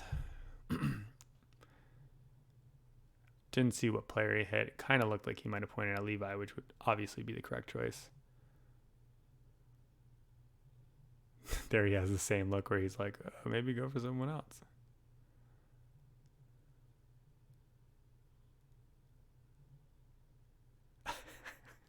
I'm glad he doesn't get away with it this time.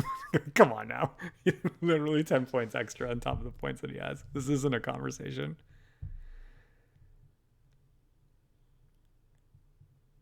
The social engineering and like the who do you hit with those things, you got to decide just before you play. You don't play it and then say, oh, who am I? Because you just don't want to be, okay, you do whatever you want. I don't want to be in that situation. I've made the decision before I put it down. It is very, very rare that I'm going to benefit from hearing the instincts of other players. We're not having a meeting. I'm not here to collect opinions or gather consensus. I need to know who I'm going to target. Imported hydrogen here. Another Earth event card. That's this is where Robert wants to be. He wants those events. Earth cards lets him continue doing things. That's cool stuff. We like that. Rooting for Robert just because I think he's dead and I like the underdog. I don't think he has animals to put anywhere, so it just kind of scoops up a couple plants that live somewhere else. Who managed to... Oh, of course. Calvin was the one who benefited off of the extra temp bump for that greenery there, which is good for him. He needs those extra values to kind of close the gap. And he was clearly paying attention to like when that boost is. Maybe that's why he decided, hey, I'm not gonna go for greenery. I do know that the like general collective wisdom is don't let someone else take it. But Levi said, I don't care because 5 points is more than one free point, so I'll go for it, which is the right call in my opinion.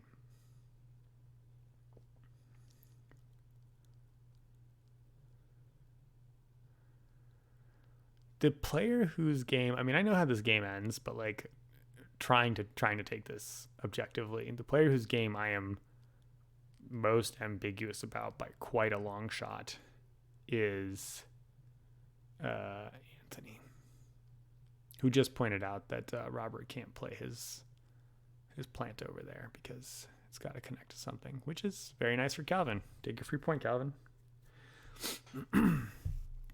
That's part of the problem with being kind of stuck on those mole holes and things like that. But yeah, I'm really not sure what Antony's game looks like right now. I mean, like I said, I think he's been playing very precisely with his cards. I'm scoring a point. I'm just kind of getting value out of this research thing. I think he's got a pile of cards there. I still have this theory that he's just like holding on to Jovians because I just don't buy that Callisto Penal Minds play without some backup to it. And I guess that's got to be his plan. Research tags and Jovian tags. Because right now he's holding a boat of cards. I can't see what this biomass combustor is. Levi also is nervous about him because he targets him for his plant production. Or maybe other players don't have plant production. Like maybe it's actually not even a choice for him. Biomass combustors is, I think, a bad play, though. That's the first play of Levi's I really disagree with. Unless he's doing something really cool with his energy. And I guess we'll see next turn. Like, just as I'm, like, banging the drum about, like, getting points, you also need to make sure that you are not getting negative points. I think all the negative point cards, like, super suck in a 5-player game. I would basically not play any of them.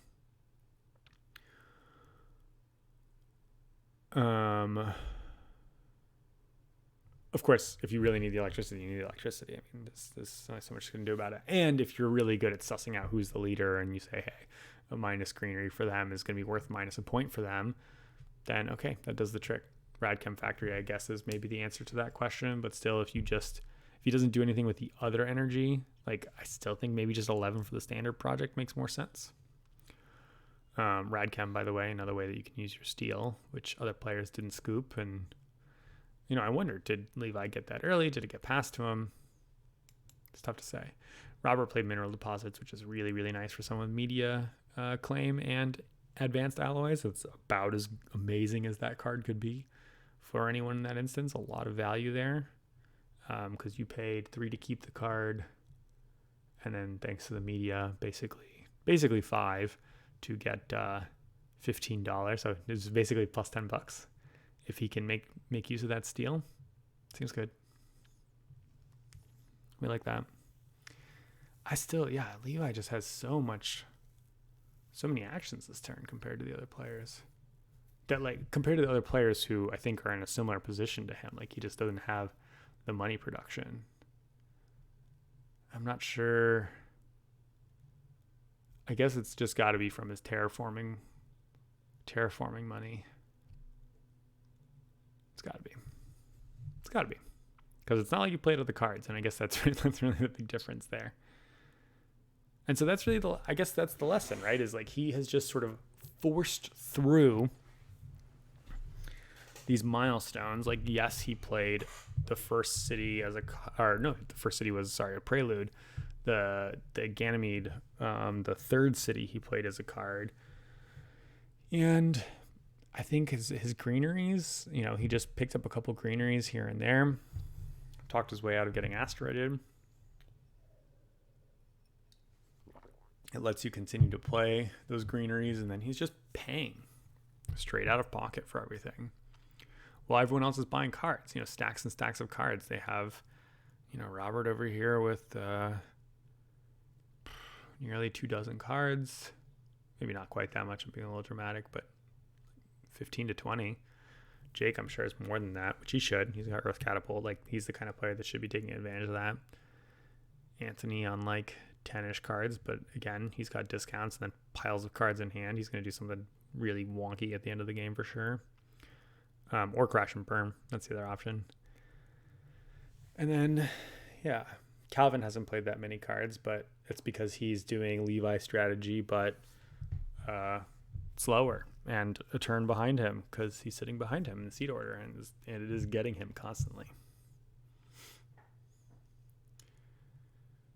All right, now that they're producing, they're not producing. Oh, he's funding scientist. Sure, this is probably the beginning of the 6th turn. It sure is. Very first action is to fund scientist. He wants to save the $6 to not do it later. That's a no-brainer for him. And then he's actually going to say, I would like to do something to the leader. Thank you very much. Steals a couple bucks. And Levi's feeling good about it. You could tell from the beginning to the end how comfortable he is. I think he knows he has this game. It's tough to imagine it otherwise. All right, let's take a quick pause.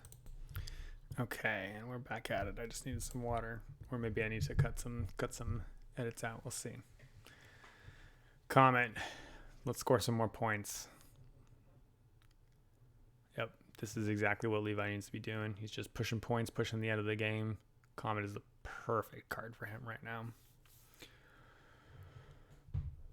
It's kind of a cute question here is if there are enough lakes to get to the 0 degree free lake. I feel like most of the time the answer is no. He's about to put the 8th lake into play. So, unless someone goes crazy on putting lakes out there, it's not going to happen. Interesting that he chooses the card over $2 in a greenery. I guess maybe he doesn't want to give Jake a free point. But I think at this point, you're just worried about maximizing your score. Yeah, maybe he just needs something to do. He's got seeing if it values him for anything. Oh, or you're just planning on playing all the lakes. That's great because you also prevent other players from getting any value out of those lakes or anyone coming along with a, nuclear zone to grab the 0 degree lake. Again, I feel like the 0 degree lakes almost never ever get played. That's not a place where lakes can go.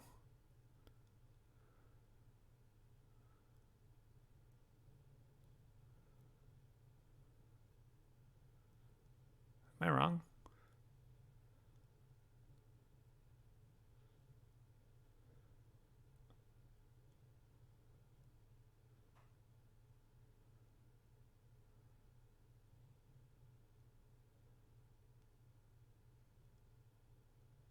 I don't think that's a place where lakes can go.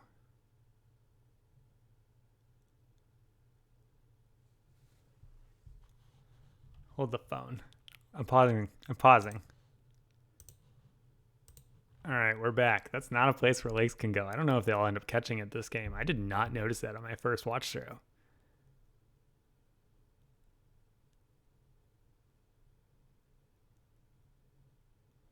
I mean, it's not that different from playing on the other spot, but it's definitely minus point for Jake. That's a bummer. I wonder if there's no one's noticing it. I wonder if there's some confusion because normally there's that elbow in the top corner there, and the protected valley put that greenery in between the lakes there. That's really a shame to see. I mean, it happens. Of course, this is going to happen in every game. Antony's father and I were talking about every game that gets recorded.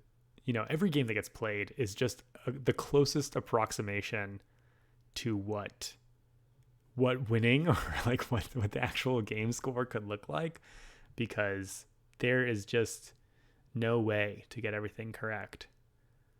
And here's $2 that Jacob would add. Jake, I hope you never watch this, because I would be so grumpy if I was you. I mean, maybe you don't. I don't think that it is going to end up mattering anyway, but that's the kind of thing that like haunts me when I'm that player, because I'm the one who wants to notice, right? And this is part of the reason, to go back to my spiel from earlier, about why you go to make sure that other players are playing procedurally correctly, and you point out when they do things that are wrong in their benefit, because you are more inclined to then notice those same things and point them out when they're wrong to your own benefit. You just get the practice for doing that if you decide to be that kind of person. It makes such a significant difference in your precision of play, and just like, I mean, how you're gonna feel about the like state of the game. That being said, I still make these mistakes constantly. Like, you're in your head about how you're gonna score points here. Tundra farming is expensive, but 2 points is very much where you want to be right now. Getting a couple plants is fine. It's not the most amazing card, but it's definitely where you want to be right now. And like I said before, I think that Robert is his only saving grace is going to be cards with points on them.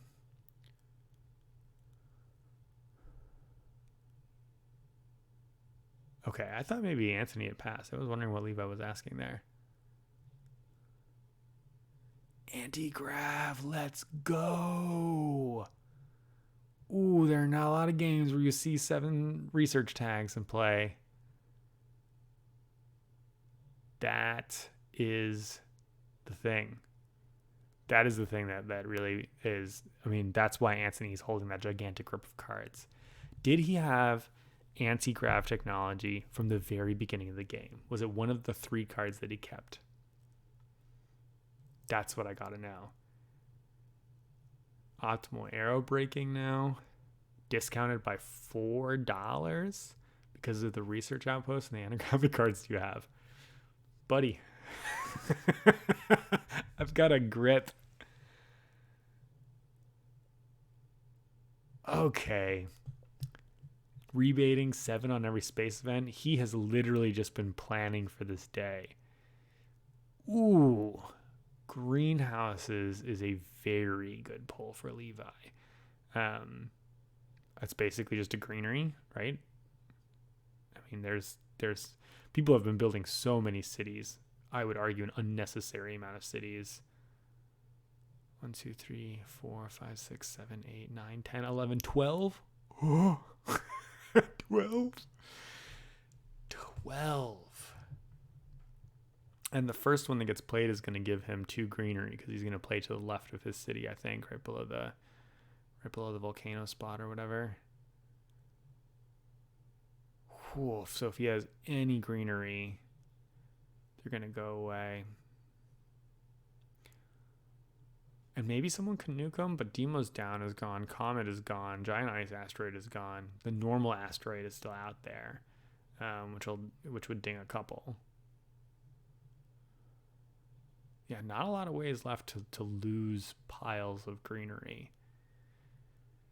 Man, this is another reason why just playing city after city after city, not a good feeling. I mean, admittedly, he played 4 of them himself, so he paid for those greenhouses. He deserves those greenhouses, so I'll give Levi that for sure. I think greenhouses is like Arctic algae, just a card that looks like it's crap but actually is quite amazing, even in a game where it's like there's only 5 cities in play. $6 and a way to use some of your steel to pay for it if you have a couple steel lying around is very nice. Calvin's selling a card for $1. I bet it's one of those cards he kept at the beginning of the game. Maybe not really, I'm just being cheeky about that. Plantation is a card I really like. It's a nice way to finally use that question mark ability. Just cheaper than a standard project.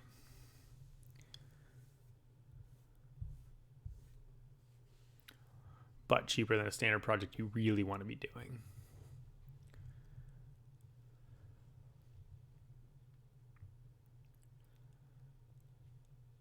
A fun exercise, I think, to try when you're playing this game, maybe with folks that you are teaching, or I've played this game, multi-handed by myself a few times, is have one person literally just play standard projects.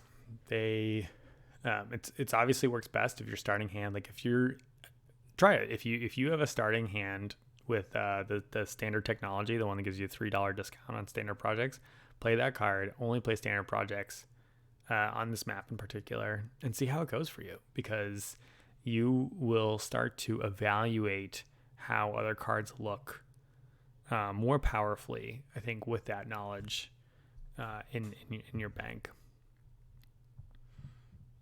I think that's why people generally rate Credit Core as one of the best. Commercial District would have been really nice in that in that section that Calvin didn't want anyone to play a city in. So bummer for Robert, because he would have deserved, or not deserved, but he could have used the 3 points. 2's fine though.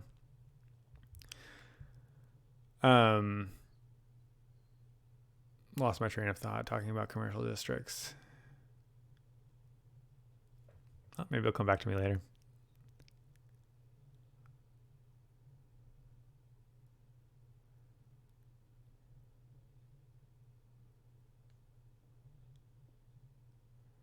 Lots more money. Playing in something else, or is that for the commercial district? Now I'm playing catch up. This is what I get for being distracted. So we're on turn 6. Let's actually assess this. My face is in the way, but we're at -6 temperature. All the lakes are in play. So the question is the game going to end this turn? And if you're Levi, the answer is, yeah, I really want the game to end this turn. And I think if you're the other players at this table, the answer is probably not, right? Because you're losing if you're not Levi. So you want the game to go until round 7. If this game ends this turn, then my point is just even more salient about not playing cards for production in rounds 3 and 4, because this game might have ended in turn 6. Technology Demonstration is a monster card. It's discounted down to 0. It pays him $3 because of the optimal air braking as well as the 3 heat, and draws him 2 cards. Patently insane. Here we go with the Jovians. It's a pretty expensive way to get some Jovian points. So he must have a bunch of Jovians in hand. And it's interesting for that to be... Has he played more than just the one? Maybe he's got like 3 or something. He's piling them at the bottom there, I think. So maybe he has a couple. Maybe he missed one that I saw earlier, because I can only remember the Callisto Penal Mines. But that tells me he's got Terraforming Ganymede in hand, because Water from Europa, without Colonizer Training Camp, which Robert played, that's just not in a great shape. And then here Levi's got an extra money because of that lake. Ugh, I wish I hadn't have seen that. It doesn't feel good to watch something and see like those little things. I'll get off of it, but that precision is rough. 6 people at this table who all know Terraforming Mars, and I watched the game, so at least 7. Steve and Chris didn't catch it when they watched it, so that's 9 people who have watched this game straight through, and until I watched it through on my second time, didn't notice it. Such an easy mistake to make. And, $2 maybe doesn't make a difference, but like maybe it does.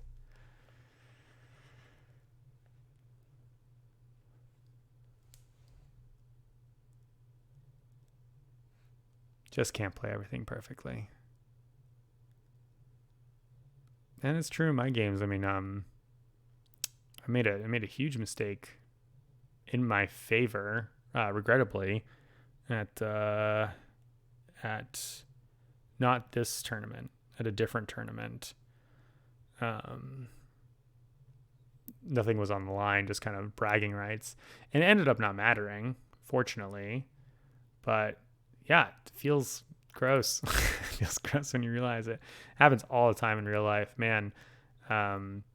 If you are a fan of Arc Nova and have watched John Gets Games teach video and or playthrough video, the playthrough video, I'm in that video, and I make just misread a card. I mean, honestly, it was our second time playing, and just a huge mistake, like totally misread what it was, and none of us noticed at all. And then of course the internet catches those kinds of things. It's a weird position to be in where folks are watching these kinds of games. The base elevator is really expensive at this stage. I mean, it's 2 points. He wants to use his steel, so hey, that's all right. You hope to draw that earlier though. He wanted that back when he played like Electric Catapult or something. Give me something good, Robert. Ooh. I misread his face by a lot. I should not play poker with Robert.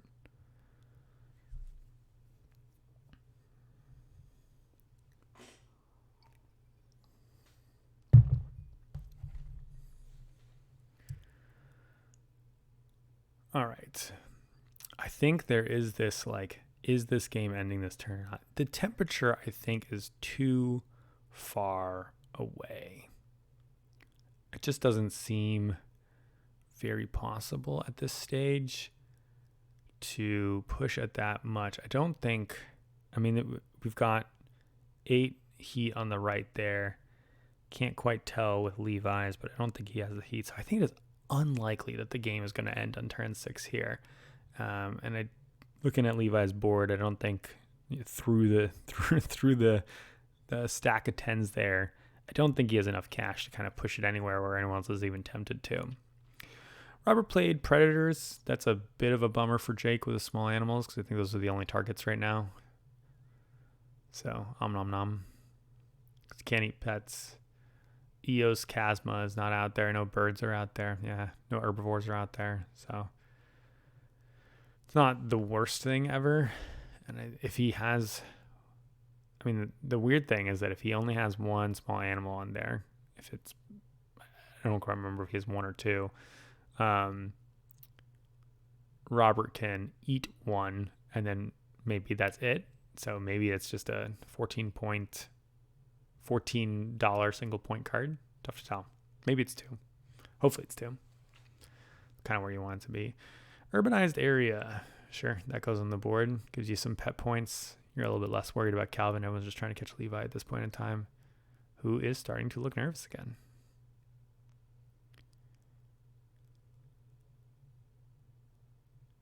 Because Ultron has been assembled. Where do you put it? Probably between the capital and the south there, next to that lake, because it gets you a greenery, or up in the spot where Calvin, yeah, that's the other option. Yep, because then you're right between Calvin's cities there, so he's motivated to score you if he's playing 2 greeneries. Yeah. Oh, and Levi must be done for the round. Sure, because he played a comet. Played a greenery. Yeah. Oh, and all the lakes. He played tons of lakes, of course. Yeah, he spent all of his money, I think. There he goes. It's not over this turn.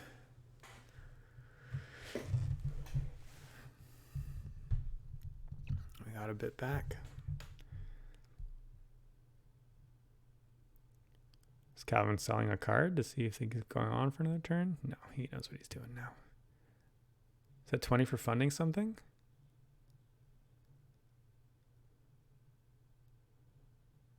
Oh, no, he's paying 23.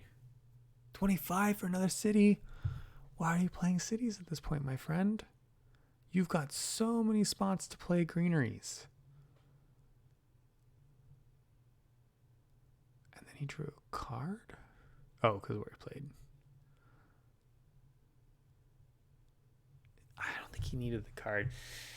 Man, maybe Calvin knows something I don't. Obviously, he's going to get... It only costs him $20 for a city because of the $5 rebate, and he gets 1 on his money production. But I feel like at this point I would just be converting into greeneries.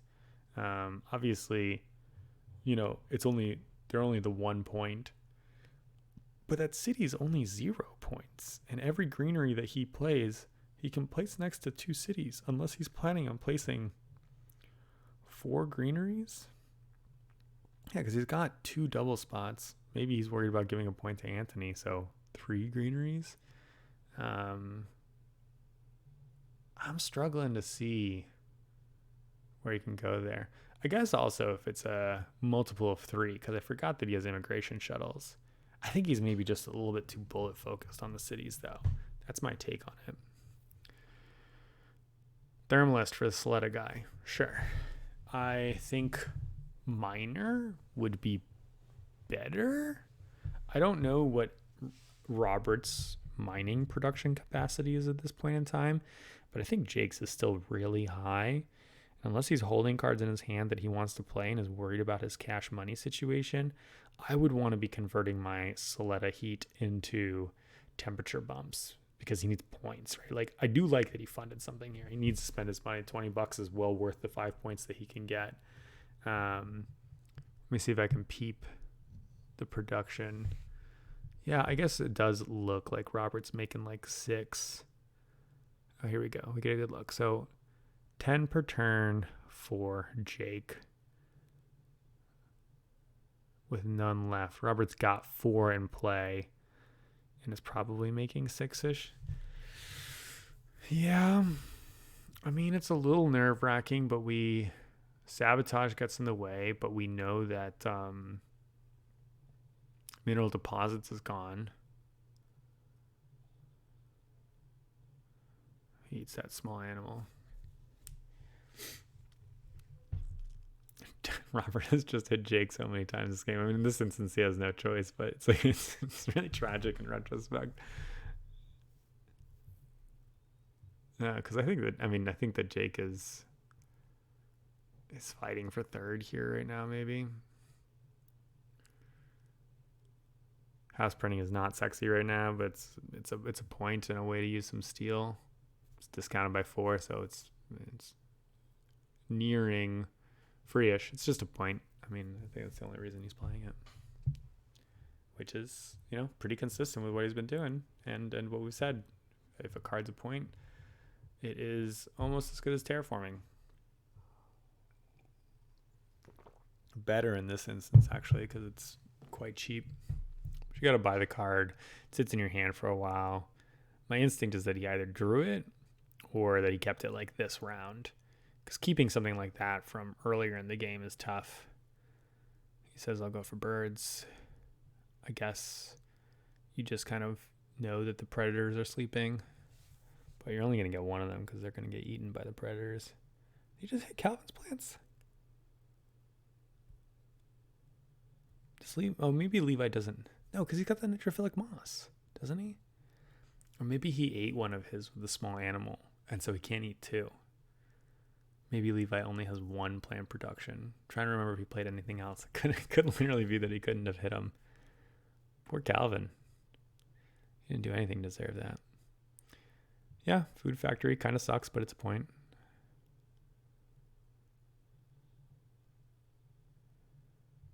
I think that house printing's probably better, because going down a plant, I mean, it depends. If the 1 or 2 plants don't do anything for you, then who cares, right? But plants can convert to points in a ratio that other things can't at the end of the game. So usually losing plant production, there's no like pivot point, because this is why I don't like Food Factory. At the beginning, you don't really have plant production to convert into food, because plant production is hard to come by. And at the end, plant production is just more valuable than most of the other production, assuming that you can get to that multiple of 8. So maybe Robert calculated out and saw that, hey, it's just the case. And again, at the end of the day, it is a point. Equatorial Magnetizer, a very so-so card that lets him convert his electricity into some points, because he can do it this turn and next turn. So yeah, again, we're just kind of eking out a little bit here and there. They add up. I mean, I'm poo-pooing something when I'm saying you need to score 40 points in a game, and that can be worth 2 points. But, it costs a bunch of money, right? $14 plus whatever you did to get the electricity. If you got a bunch of electricity really easily with something like Mass Converter that Antony played, then yeah, heck yeah, then it's much spicier.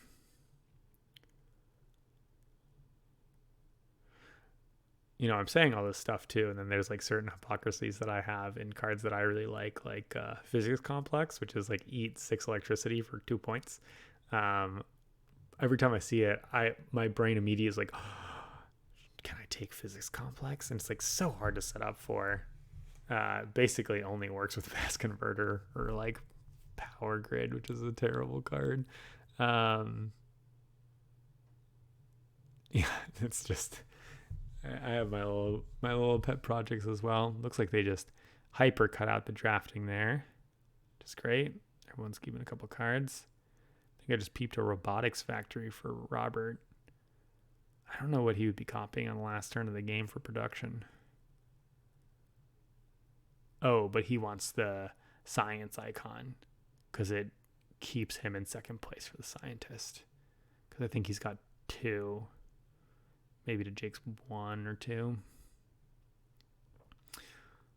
Heat. Levi's just pushing that temperature up. I should move my face because, well, they're also going to be in the way. I'm going to make my face smaller, even though I'm a big fan of it, because we're very quickly getting to the point where looking at the temperature track gets very interesting. Ecological Zone is a card I like way more than other people. There's something I just like about little value cards that when I play this other card, I get a little bonus. And it's fun. You get to put something to play. I like these little like put a brown tile things into play. I've not expressed a lot of it's enthusiasm for some of the other ones, but I think it's one of the neatest tactile parts of this game. I don't own, nor would I ever own one of the like very expensive, fancy, 3D sets with the printed special pieces. But I gotta say, they look dope. I'm a fan. So I also really like that Ecological Zone just starts off with, I think it's supposed to start off with 2, which maybe Calvin took 2 because it counts itself twice, I believe. And then you can just keep on playing cards. One thing we haven't seen this game, which is just like one of the most fun cards to play, in the same kind of vein as Viral Enhancers. Just getting extra stuff whenever you play stuff is deeply satisfying. I think that was probably 8 heat because Soletta Master probably just has piles and piles of heat even with Thermalist in play. I bet that Levi didn't even think about it because he really just needs the game to end because he's got no other plans. He's got a crap infrastructure, but he has many victory points. I don't even see what Robert played or did, but looks like he just kind of was like cycling cards. Antony's just selling for $1 here. Just kind of wasting time. Maybe they're down to just doing 1 action right now. That was why Robert's turn was so fast too.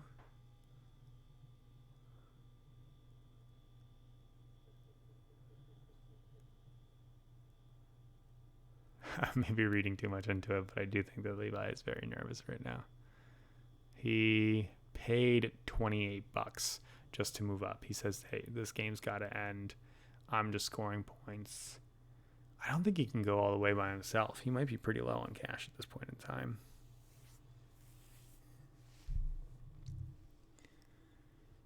And it clearly doesn't have much else to do with the cards in his hand.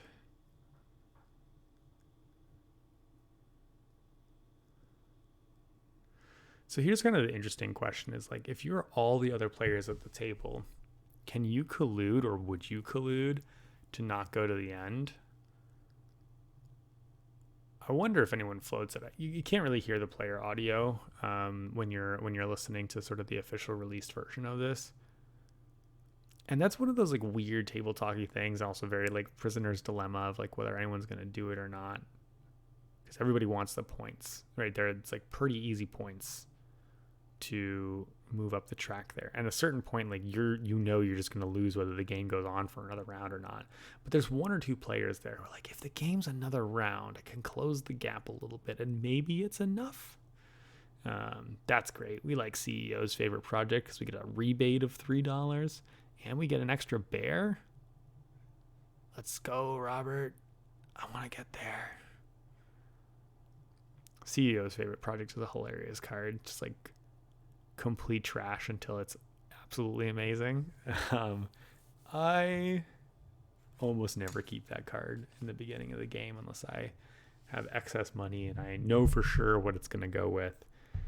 All right, now Levi says, I would like to see what the rest of you are doing, please. I can't tell if they're selling 2 cards at a time for this like passing action because of the double turn thing. I don't know how much that really changes things. Oh no, he sold 1 card and then he upped the temperature. Yeah, he's really, really bullet focused, which again, I think is fully correct. Like there's nothing else to be doing for him. Antony is like really wondering if the game is going to end. They also, I know at some point, start asking each other about like where they're at for how much heat they have because of the thermalist, which is like what you're supposed to be doing, certainly at this point in time. Making sure.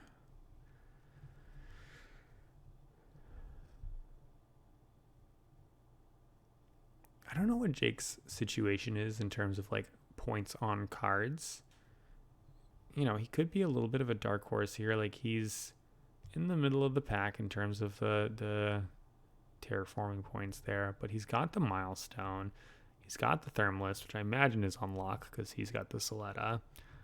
I think that he's number 2 banker, but it could be Robert. Oh, because I was just poo-pooing the food factory. I'll come back to eat those words. So maybe Robert actually has banker. So he's got a decent chunk of endgame scoring, but it really depends on what his cards look like. And we'll gobble something, probably your birds. Yeah, that kind of stuff isn't helping that he's getting his animals, his poor little babies getting eaten. Antony's still just holding on a grip here, even though he sold a couple. And this is like, I mean, this is good play where you're just sort of like waiting to kind of see what's going on. Yeah, maybe in the finals they said, hey, like, you can do whatever. Levi is out. He is done. And he is just praying that people go to end the game. Because he's definitely in the lead. You know, that's the thing there. And so, yeah, this is back to that. Like, do you collude with other people at the table around this? And very rarely does that work, I think. Someone's motivated to give it a shot. They know that next round is not good for them. It's probably good for you. And so if it's not good for them and it's not good for Levi, it's not like they're going to change anything.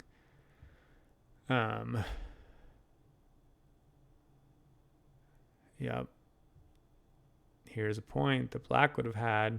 I said I was going to stop, but if the lake was on the other side or there, you know, it's just guaranteed that Jake would have had that point if even if it was built the other way. Because Mangrove is still great, right? It's 2 points for $12.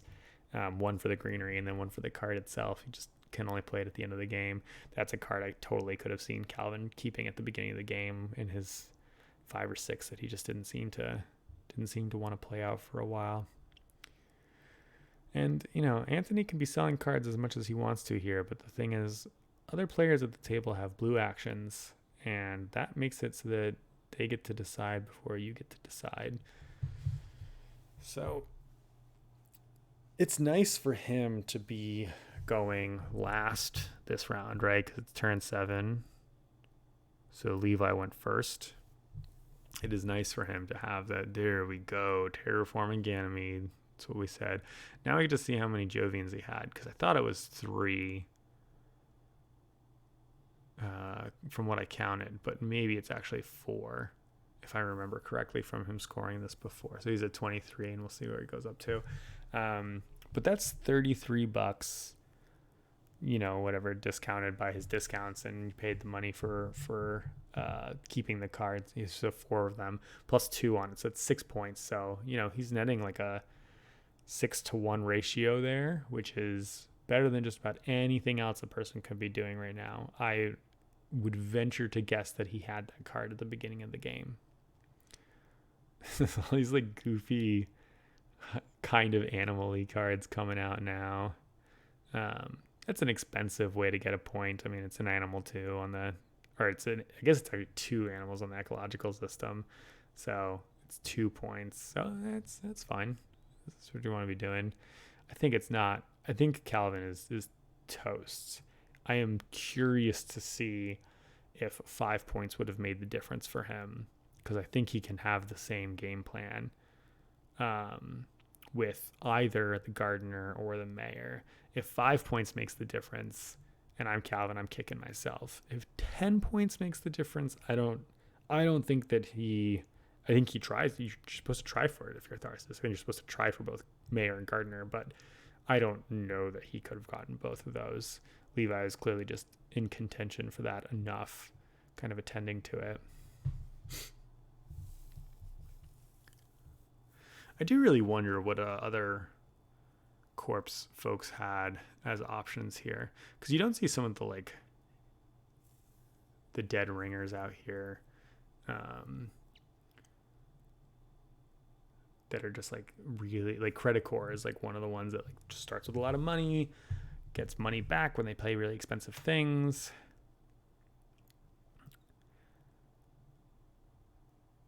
One thing I really respect about this table is how quickly people are taking their actions. It comes their turn. They're like, here's my blue thing. I'm collecting my money. Calvin was just like, I'm playing out my greeneries. Nice. This is where we want to be, Robert. 11 for 3. That is a very, very good point ratio. And makes use of the psychrophiles that you played earlier, because I don't know that he has any other bacteria. So glad to see that pay off in the long run there. That's exciting. All right, Anthony. Going for it, not going for it. Where are we at?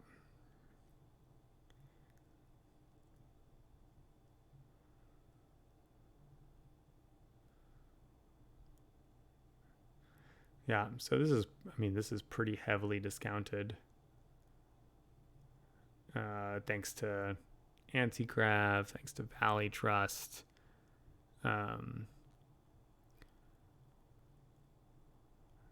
Yeah, I think he only paid $4 for it because he's got, or $5 for it. 2, 3, 4, 5 off. Yeah, it's only $5. Plus he was able to use a steal for it. The point, yeah. They are saying how many.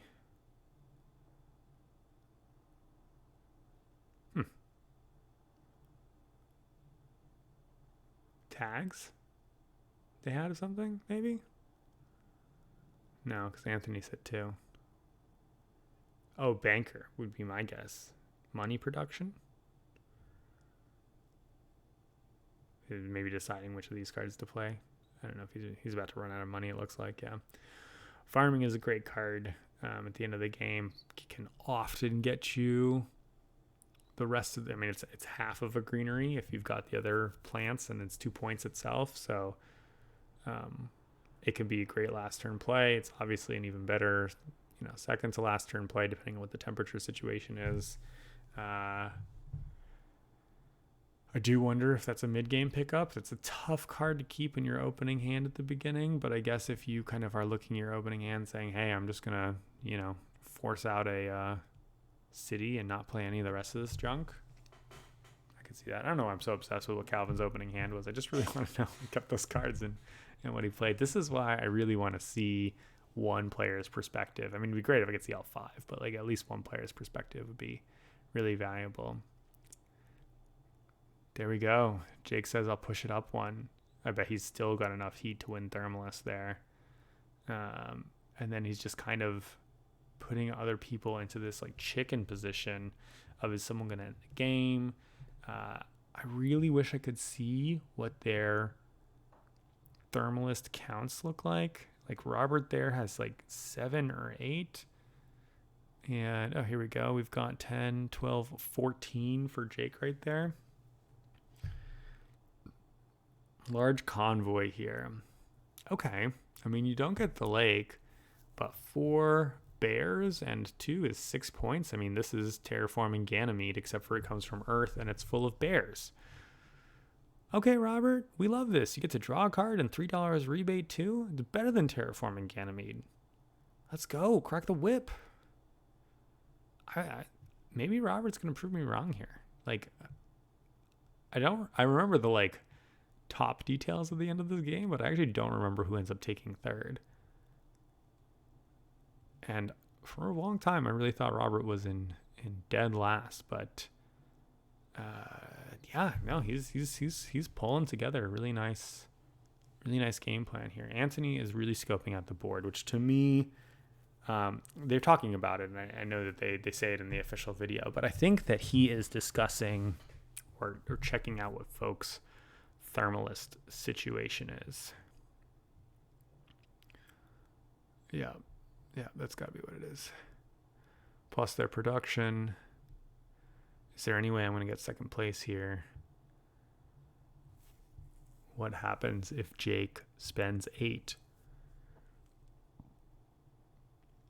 So Robert, it looks like, has 7, maybe 5 production. So that's like 12.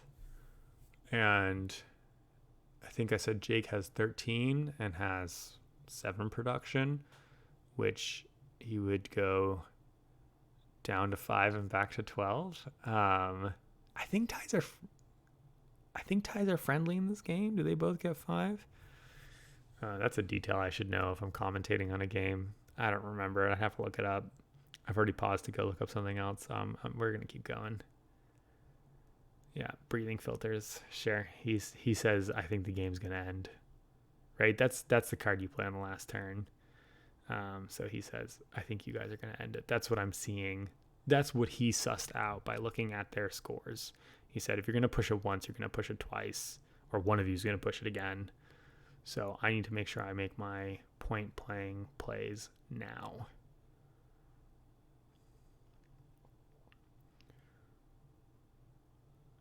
I think one of my favorite things with Terraforming Mars is seeing how people do their layouts. Like Antony's got this like directional, organized system there. And then like Levi and Calvin just have like what I do, which is just like the big row. Man, a virus here on Antony is pretty gnar. He's saying, I think Antony is winning because he basically takes away, 1, maybe 2 points from him for playing a greenery on the board. I say 1 for the greenery and then 2 for the city itself. I'm going to have to assume that Levi just doesn't have plants because otherwise that's a wild target. And Calvin's not worried about Robert clearly because nuking 2 bears is 2 whole points right there. Or is it 2 bears, 4 bears? Whatever. If you virus animals, it's more efficient than virusing plants. And now Jake is thinking about the thermalist, I would guess. So he's looking over to see if it could be taken. Maybe Antony made him nervous by asking about it, and he's trying to see if he can take it away from him. But I suspect that more than anything, Antony was asking to see if the game is going to end. And he decides he's going to go for it. So he didn't get chicken out of it. Yeah, I mean, I am not surprised to see that Jake doesn't think that the game needs to extend for him. Like, he probably doesn't have a lot of steam left, and another turn isn't great for him.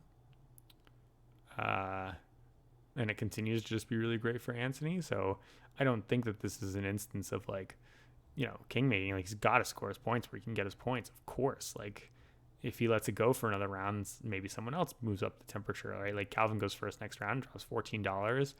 Just that's it. So Jake should take the point instead. If he's not gonna kind of create parity with any other player, you don't want to just go to drafting. And when he's playing cards like Miranda Resort, that tells me he's totally out of gas here. So yeah, I like it. I think it makes a lot of sense. Oh, and I'm noticing that he didn't use his thermalist thing. He literally just paid money to move up the temperature. So he's really out of gas. Yeah, and he's got to end the game then.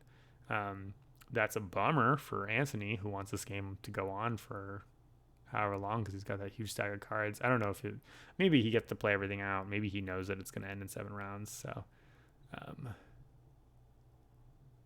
tough to say. Calvin's done, it looks like. He's got the I'm tired, I know I've lost face.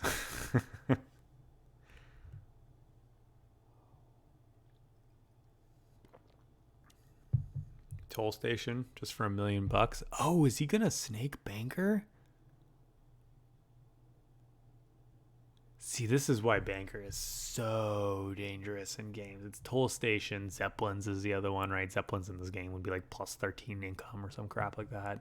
I don't know what Calvin's income is. It's 1 for every city, so like whatever, 12, and then 5 for immigration, so 17. And they were just holding up their fingers for how many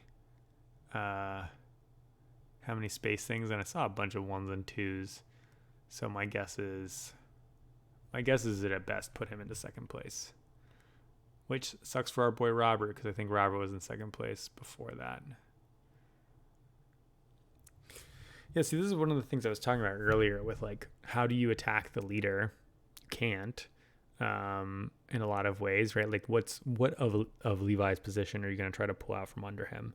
I mean, what if you think Antony is winning? Like, what do you pull out from under his position? You try to, like, take his science tags away or overcome in science tags? You can't. He's played all of them. He's got the greater majority. Noctis farming just for the point. Spend out some of that steel. Very efficient. I'm really glad that Robert proved me wrong on the alloys. You know, like I said, a lot of players, I think, just play it and break even, but he's definitely found ways to continue making value out of them. He's not holding any of those resources on his board. I do think that a number of cards that he was playing at the end, or not in the last round. This last round, I think, has been actually very good for him, but kind of in the preceding rounds were just sort of, you know, so-so, and I think that's gonna reflect. I'm curious to see how close this will be between all the players, because I don't remember. Again, I remember the final outcome for the top 2 players, but I don't remember how close everyone else was. And I mean, I've sort of been hinting at it, so I'll just kind of spoil it, I guess. Like, it's between Levi and Antony as the top 2 players, and then it's kind of the other 3. So that's sort of the horse race we're in right now. Antony is doing the stand-up focus. I've got this many cards left. Yeah, so this robotic workforce, I think is the extra science tag that he needed to get second. So it is kind of funny that Jake and Robert here just swapping seconds in objectives here. 2 players that don't need to be punching each other, but that's the way that it'd be. And he ends up copying some heat production, which allows him to get second place on Thermalist. If I understand correctly, because you can't quite see the situation, but that's the discussion that's taking place here. And ultimately, that's going to take 2 points away from Antony that he had sort of planned on. It's the right play for Robert. There's absolutely no question about it. It's just one that you don't often expect people to increase their heat or get surprise heat in the last round. And Antony, I know, has, he's got optimal arrow breaking, right? So he's got some mystery amount of additional heat. Which is now that I'm saying that is, of course, why Jake was nervous and paid money for it. I think they're having a laugh now because Antony was a bit incredulous, is the impression that I got when I was listening to the commentators who were listening to the audio more cleanly than I was able to. And he's counting. He's only got a couple bucks left, so it's not a lot there. Yeah, I mean, I'm beating a dead horse. I know that I kind of made the same points throughout this whole game, but in the 5-player game especially, like, you have to just score points. Levi said, all I care about are the milestones. I'm playing the ground game. That's pretty much what he's doing. He played some comments, played some demos down, and then just, like, plants, temperature. Like, he just played Terraforming Mars. He didn't develop his corporation. He's got the fused cards on board. When they go to endgame card scoring, he will have the fused endgame scoring points on his cards. And that works. Antony is kind of the other side of that. He really crafted two of the game plans that I think are more powerful when it comes to one is the research, but you have to get a lot of the right cards. He didn't play AI Central, which is the other kind of spicy one, the one that lets you draw 2 cards per turn, but it's expensive and costs energy too, which is a pain in the butt. But you got anti-grav, you got the mass generator, which is nice, a couple extra heat for them there, and allows them options for other things which you didn't really need, but it's cheap and it discounts your space things, which he did need and did use. And then the other thing is the Jovians, right? Like Jovian tags, Jovian cards can create a really good combo. And you saw sort of both, I think Levi and Robert both played a Jovian tag at some point in this game. I know Robert did with the colonizer camps. And like, if one of those cards passes to Antony, that is the points for those. Plus he's got 2 Jovian, per cards. Levi had the Ganymede colony. And so if either of those players pass those to Antony, it's a big gap for him. It's a big difference. And there's Antony saying, like, hit me with the virus, got me with the thermalist. That was rough. What a beating. He's having a laugh at it too. I mean, this is the thing that I think is like really cool about the players in this game. Like, we didn't talk about it when it showed up earlier, but like Antony had like missed something that was like endemic, like obvious to his cards, and they're like, yep, go ahead, go for it. And they just seem to be a bunch of class acts, which is pretty awesome. Pretty awesome to see from this event, just sort of the like caliber of player in integrity, certainly in like ability, but the integrity part is the thing that I was worried about coming into the event. Just kind of like, what are people going to act like? And yeah, I thought that they were by and large very wonderful, respectable opponents. And I actually think you're a lot more likely to see that when you get to the higher levels of play. All right, I think we're doing endgame scoring. That's why Eugene's standing up. Oh, they're probably doing endgame production, so they actually count thermalist, and if they need to, money for the tiebreaker. All right, here we go. So we must be doing a thermalist because that's 5 for Jake and 2 for Robert, if I read the scenario correctly. Scientist, I think, is going to be Robert in second. We know that Antony's going to get first there.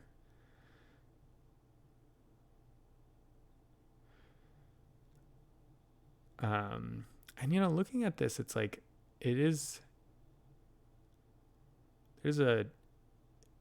doesn't look like a big gap, right? When you look at a Euro game scoring board, that doesn't look like a big gap. That Levi is 1, 2, 3, 4, 5 points ahead of Jake right now, 12 points ahead of Antony, who's bringing up the rear as is.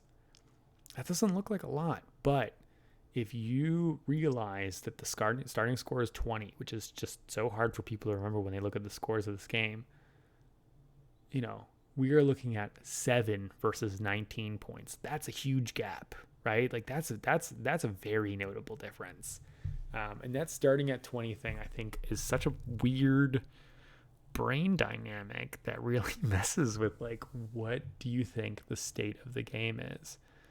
And then banker, that toll station probably went for Jake. So 5 for Calvin. Good for him because he funded it. 2 here. Okay, great. So those awards went the way that we thought they went. Being super precise here.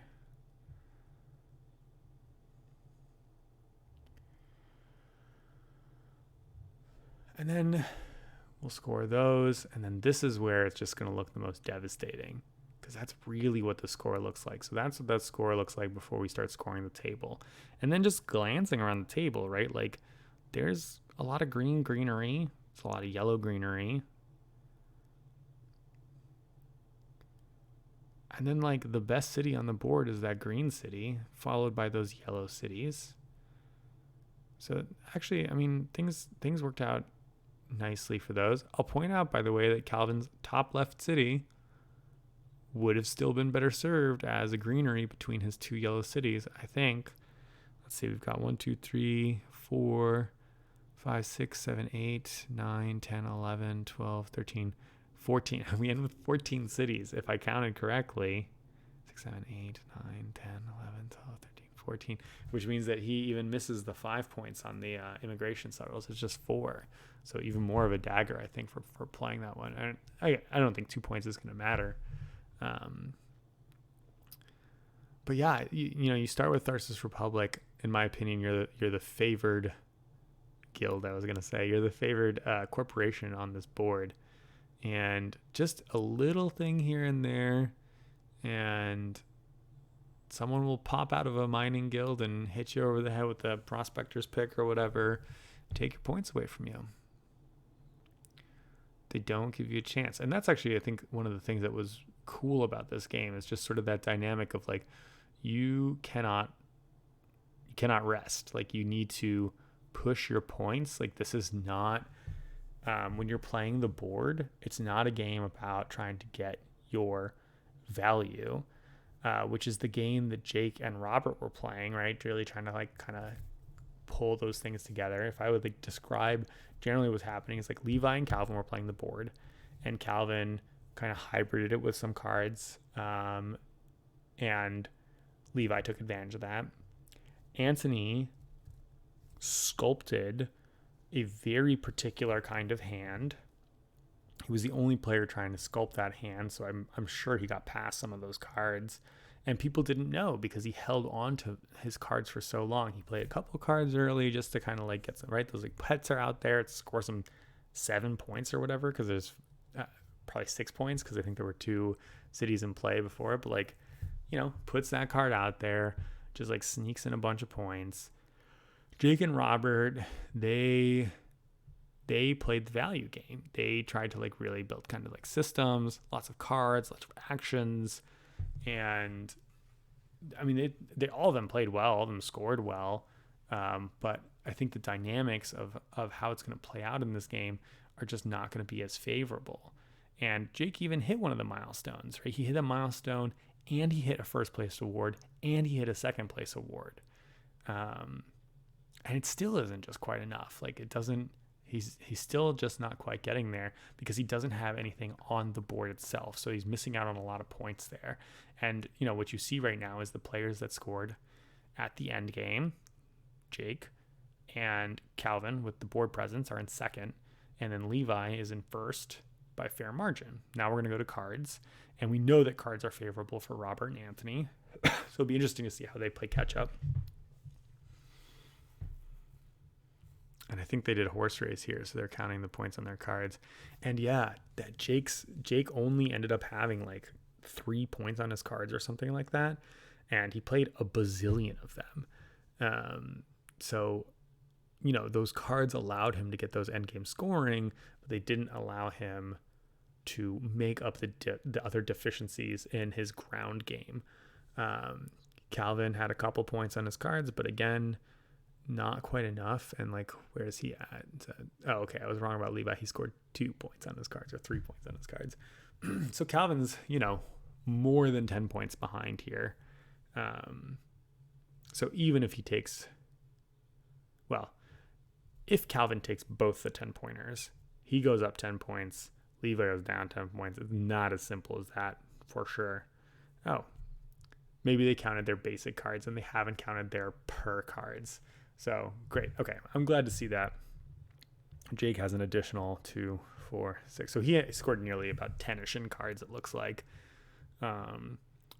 Robert here really taking value. I mean, 6 bears. 6 bears from Earth, they'll add up. So that's cool. We'd like to see Robert's game plan came together. Honestly, Robert, if you're watching this, you're allowed to hate me. I doubted you, I think, way more than I should have. And then we're horse race here. Anthony's going to score his last points. He's going to count them all precisely because I'll tell it to you right now, he loses by 1 point. And remember, he lost 2 from Thermalist. And I don't see his plant situation. Like, I'm not sure if the virus mattered or not. Because if he could play another greenery, then that's 2 points. So either of those two things would have made the difference. But I'm not 100% sure about that virus making the difference. So pretty savage for him that he gets kind of smacked down on that. And then what we're looking at the end here is that Jake bringing up the rear, Robert second to last, Calvin in third, followed by Antony in second, and then Levi taking down the game. And going back to it, now that I actually see the real scores after we've scored kind of the additional things, Calvin taking either of those milestones flips their spots. That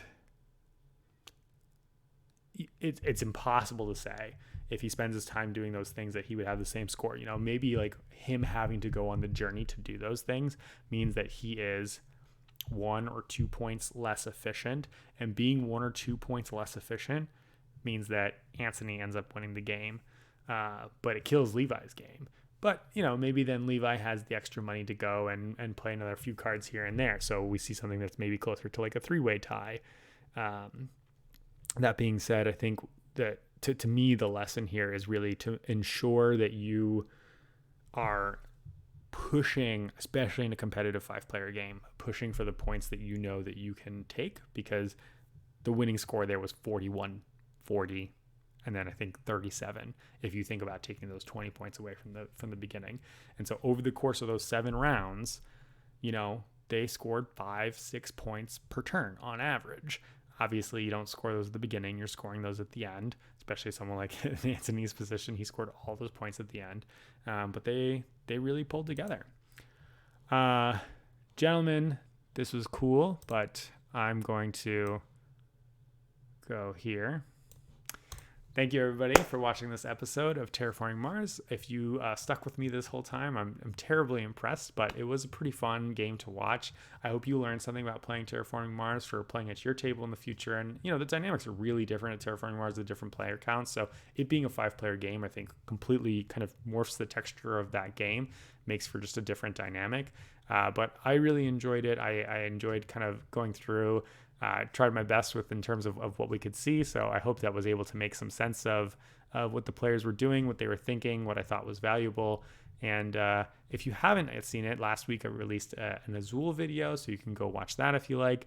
And in the future, I'll be releasing more of these. I haven't quite decided on what's happening next. I'm leaning towards Acquire to take on something that I don't know as well, because I'm relatively familiar with Azul and Terraforming Mars. Well, thanks everybody. Have a wonderful day.